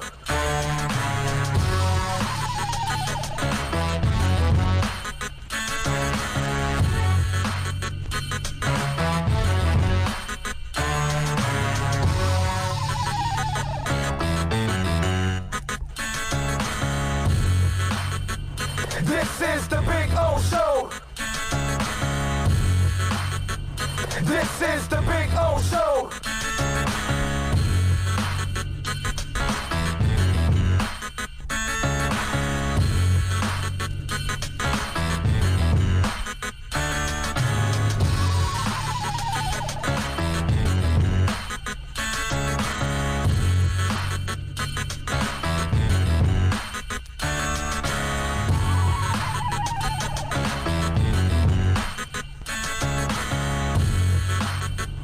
This is the Big O Show. This is the Big O Show. This is the Big O Show. This is the Big O Show.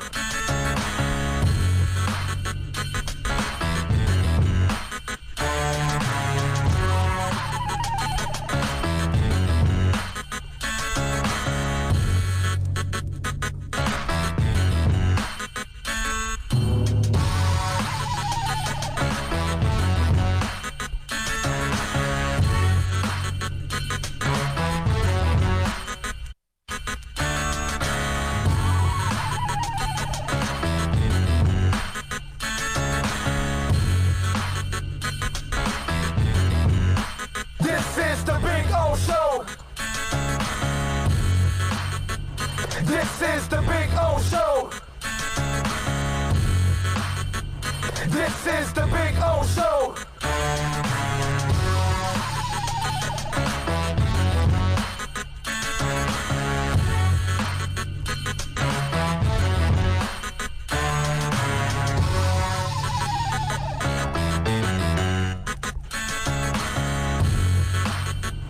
This is the Big O Show. This is the Big O Show.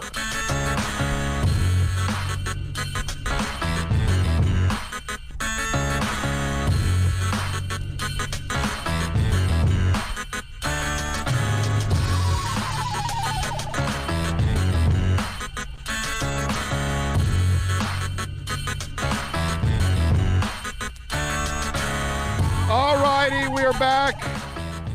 We're going to talk to my buddy Mike Klis. You can follow him on Twitter at Mike Klis, and you can catch his work at 9 News, Broncos Insider, NFL Insider. Let's bring him aboard. Mikey, how you doing, my friend? I'm doing great. We were supposed to be down your way for the NFL owners meetings and the NFL coaches breakfast today. Didn't have that, so to replace it, we had a conference call with Fangio and Elway. And, everything is about, how to adjust with the coronavirus going on. Yeah, no, I can imagine. And let me ask you, are you anywhere near the Kirk Herbstreit neighborhood where he feels we're not going to have football this year? What do you think about this? Do you expect it? Because I'm still hopeful that we'll get through this in a couple months and we can, get our lives back again. What do you think? Yeah, I mean, I understand where Herbstreit is coming from. That's starting to become seeping into the American conscience, I think, that this could last longer than we thought, longer than everyone hoped. I hope he's wrong, and I hope you're right, is all I can say. It does look like, at this moment here at the end of March 30th, March 31st, whatever day it is, it seems like when you're homeward bound, the days kind of run together. You don't know a Saturday from a Tuesday, Yes.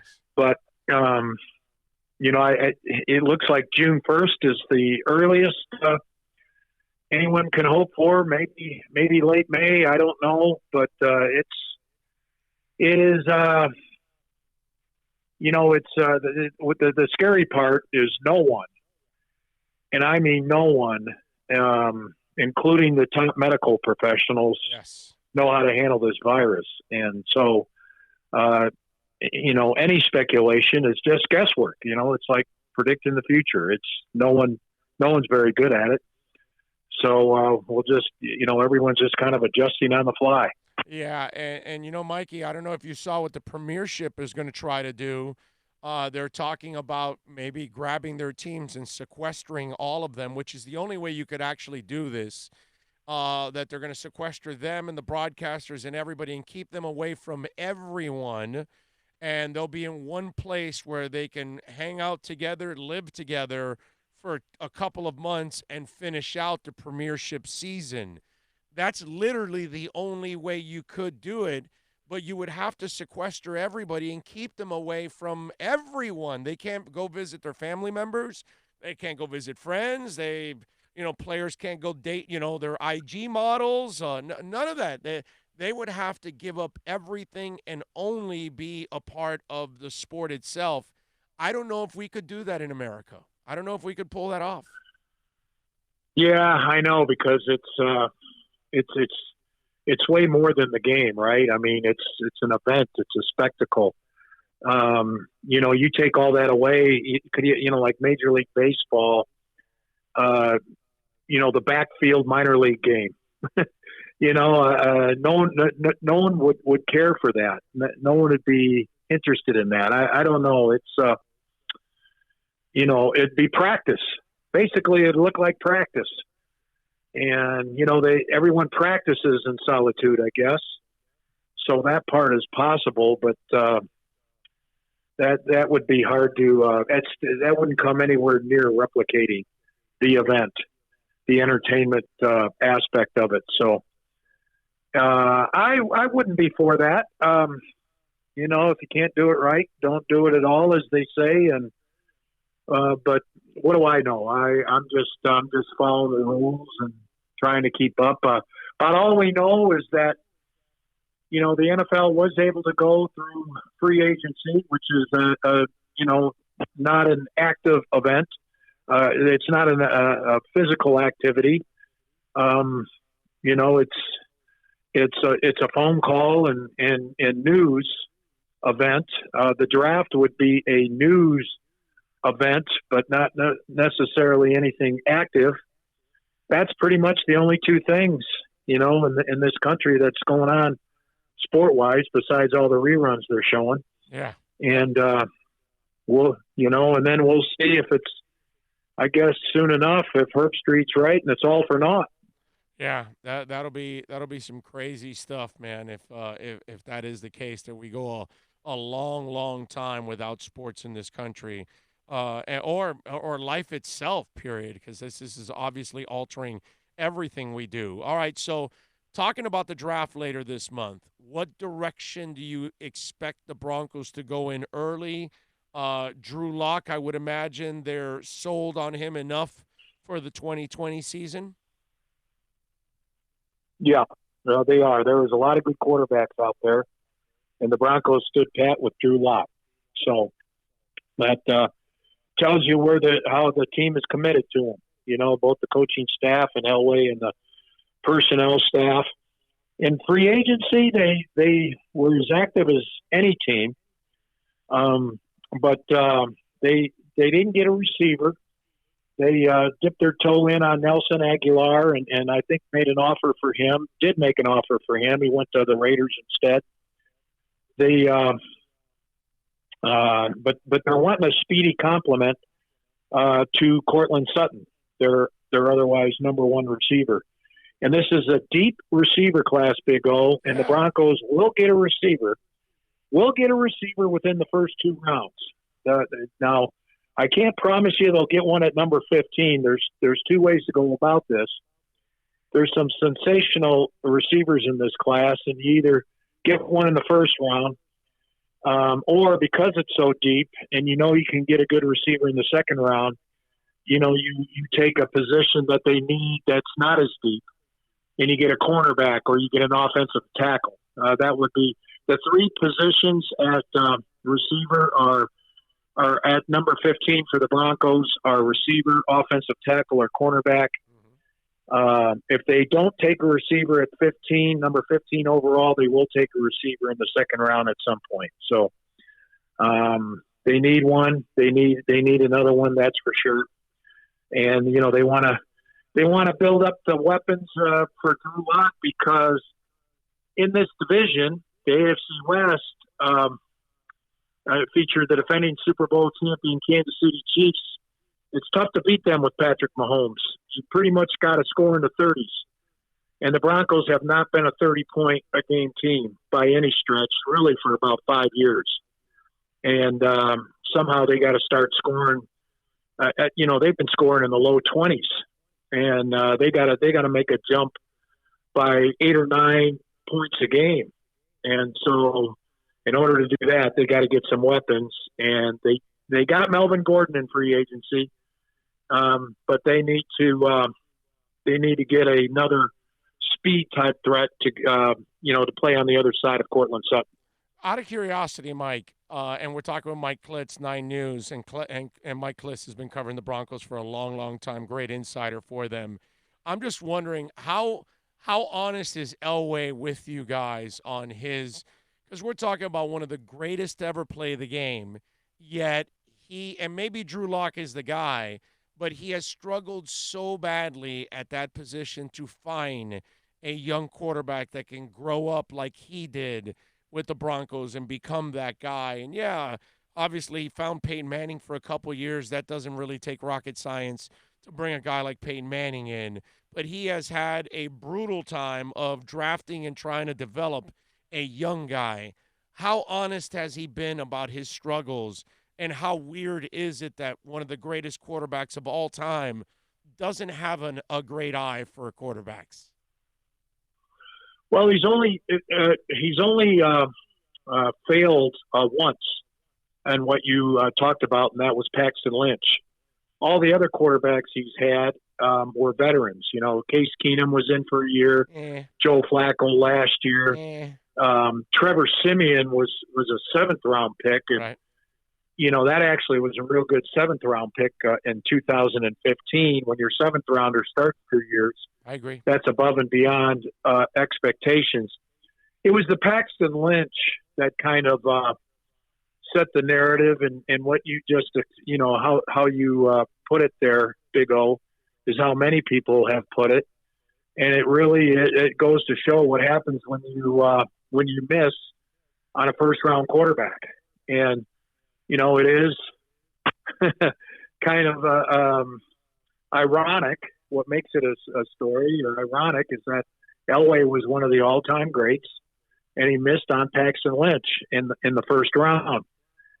I think what kind of happened there, along with Paxton Lynch, Gary Kubiak was the head coach at the time, and Kubiak is a very good quarterback coach on top of being offensive coordinator, on top of being the head coach. And when he departed, it was kind of a perfect storm for failure. When Kubiak left as head coach because of medical reasons, you know, that really hurt Paxton Lynch. That was the guy that believed in him. That's the guy that I think would have made the system fit for Paxton Lynch. Without Kubiak, it just didn't work.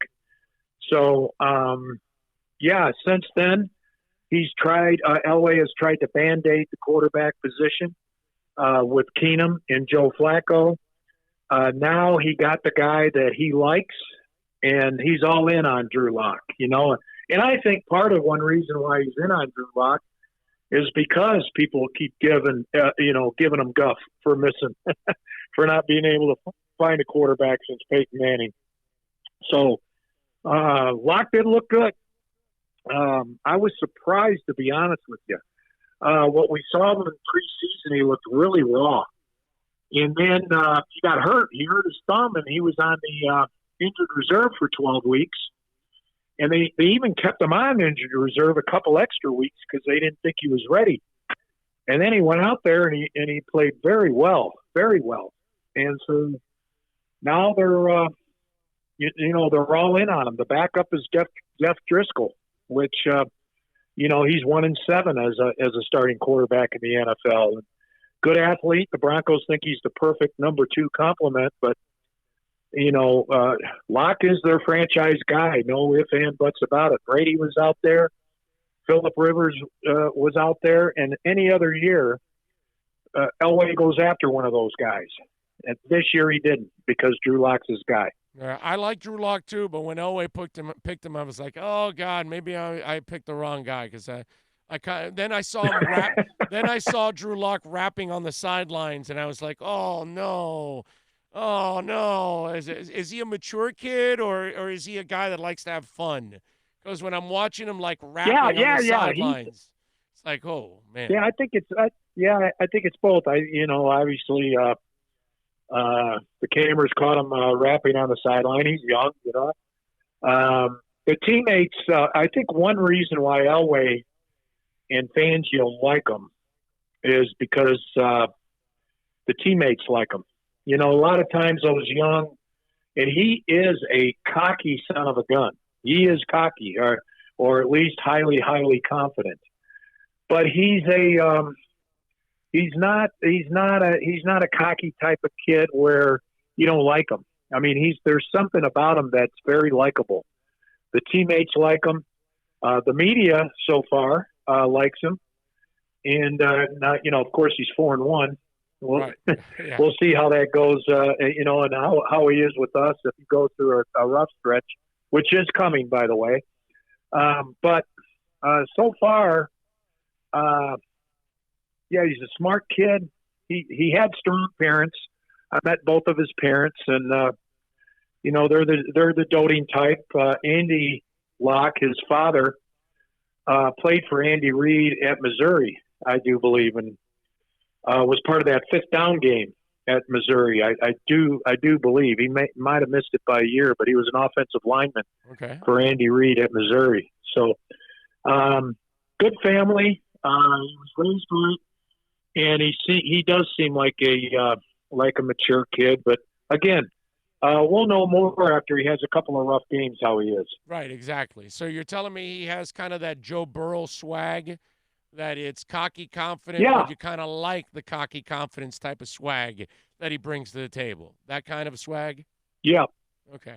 All right. Yep, I would say that's a good comparison. And from afar, I've never met Joe Burrow, but I've watched him from afar, and he's not bashful, or doesn't strike me. And and your quarterback, the quarterback.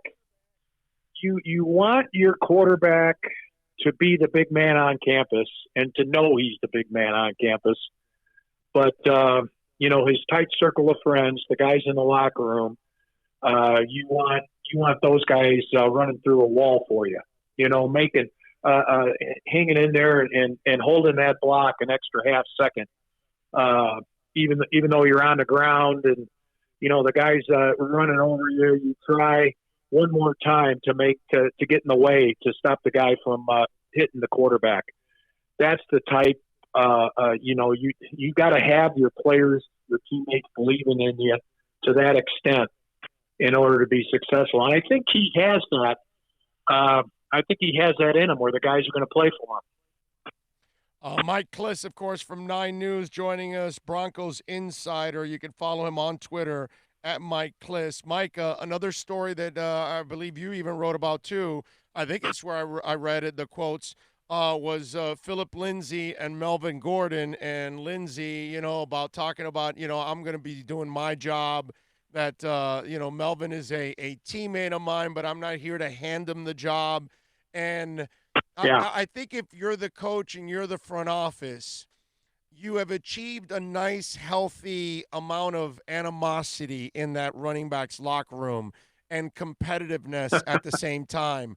But is there any way of losing Philip Lindsay a little bit because you give the other guy that has not been on the team $16 million, and he's kind of a question mark on his own, whereas Philip Lindsay has sold out for you for 2 years, and the little guy has overachieved, and yet he's not being rewarded. And hell, in your article, he openly talks about how he's outplayed his contract. And usually when they're telling you that they've outplayed your contract, it's another way of telling you, I need a new contract. Well, for context on that, it's if you're undrafted, you can revisit your rookie contract after your second year. And so I wrote about that, the last game of the season that, when Lindsay went over 1,000 yards, now it's time to pay the guy because he was paid like an undrafted rookie, the bare minimum. He was a premium undrafted free agent, got a $15,000 signing bonus, which is decent as that status goes. But, still he was underpaid for a guy who won 1,000 and 1,000 in his first 2 years. And so Elway was asked about that after the season, and he said, yeah, we're going to look at doing his contract. Now with Gordon, I'm not sure the Broncos are going to do his contract. And so that is a tough blow for Philip Lindsay. And I think what you're going to see here, Big O, I'm just speculating, getting out ahead of things right here. But, I'm sure Philip Lindsay's going to do all he can, and he's probably rightfully so. Things don't go as planned at the running back position. And if he has another good year, the Broncos control him for one more year as a restricted free agent. And then when it's time to be a free agent, he probably will be a free agent. And but business is business. And I would say business-wise, the Broncos dealt a tough hand for Philip Lindsay. Yeah. I mean, there's a part of me, Mikey, as much as I respect what he's done, I have a hard time expecting him to hold up because he's not a big guy. And we've already seen him suffer a couple of injuries as it is. And listen, who doesn't respect what he's done at his size? But it's also, you got to be realistic. And I think if you're Elway in the front office, you look at him and you say, I don't know how he holds up. So what kind of a financial commitment do we make to a guy that maybe we feel physically might be a detriment later on? Yeah, I think maybe, you were probably, having a cigar and a cup of coffee with Elway, because you're pretty much right on with what the Broncos are thinking. Melvin Gordon's 215, Philip Lindsay's 175, 180. And the thing about Lindsay, for his size, he's not a typical 1B. You want a Lindsay to be an 8-touch a game guy. You want him to be Darren Sproles, Austin Eckler, catch the ball out of the backfield and get out on the perimeter. Right. That's not Lindsay, though. Lindsay has struggled in the passing game, catching the ball. Part of it is because of the wrist injury he had. The other part is, in pass protection, he's just not big enough to take on those blitzing linebackers. And so, as soon as Lindsay's in the game, the blitz is on. That's almost automatic. And then he runs not as well in the perimeter as he does between the tackles. He is a small, dynamic, between the tackles runner. He's one of the best in the league. I'm telling you, Big O, he's one of the best in the league between the tackles. And because he's so quick. Right. And I think his lack of height works to his advantage because you can't see him get through the hole. And, amid all that humanity. But that doesn't set up well for him to be the 1B back to Melvin Gordon. So it'll be interesting to see how they get these two guys to mesh. Gordon is here primarily because of what you said. He's got the size to be the bell cow. And secondly, the passing game. Pat Shurmur throws the ball to his backs. And Gordon is a very good receiver out of the backfield.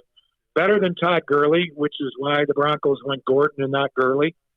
And then we'll have to see how Philip Lindsay fits into this.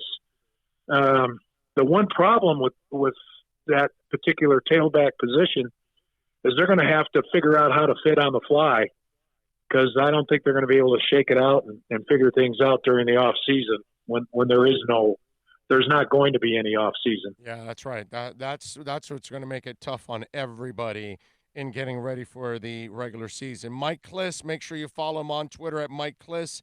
Catch his work there at 9 News. Awesome insight as always on the Denver Broncos. Mikey, as always, my friend, you stay safe. Thank you for taking some time and dropping some knowledge. We always appreciate it. All right, Big O, same to you. I hope you stay healthy and you and all your loved ones through this tough time. But hopefully we all get through this and they, a couple prayers for a vaccine, huh? Yes. Sooner rather than later. Amen to that. Yeah. Amen to that. Amen all to right. normalcy. Thank you. Appreciate you as always, Mikey. Thank you. There All right, you got it. You got it. The great Mike Klis, man, from 9 News. Good stuff there. And it's interesting, man. But like I told you, it's a dynamic I want in our Dolphins.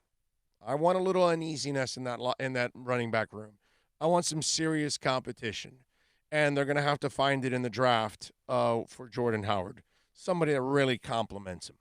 Because Jordan Howard walks, whenever he can walk into that running back room, because he can't do it now because there's a pandemic going on. But when he walks into that room, he looks around and he goes, there's nobody here. I'm the guy. Now, I want him to walk in and see a DeAndre Swift there and say, yeah, I got to compete with that guy. J.K. Dobbins, yeah, I got to compete with that guy. Taylor, I got to compete with that guy. P. Ryan, I got to compete with that guy. That's what I want. I want to see something like that. So we'll hopefully achieve that with the Miami Dolphins. All right, we are going to wrap it up today on the show. 3 hours and a half of sports talk, mostly sports talk. Although one guy will think that we talked coronavirus purely 90%. That's all you do, man. That's all we do. Although I just saw that the death rate is over 500 today already. And we're only at 231. So numbers. Probably easily, man, we probably got it 2 or 3 weeks of this just constant acceleration. Yeah. That's the reality of this. Yeah, it's terrible. Terrible. All right. We thank, of course, Bill. Great work by you getting it done. We thank Great all work of by you. you, bro. All of you. Unbelievable. I don't know. I'm just surfing along. All of you out there just carrying me, and I appreciate you all out there. Make sure you share the link. Give us a thumbs up and share the YouTube link with friends. Spread the word. We're back tomorrow at 11 a.m. Be good out there. Please stay safe.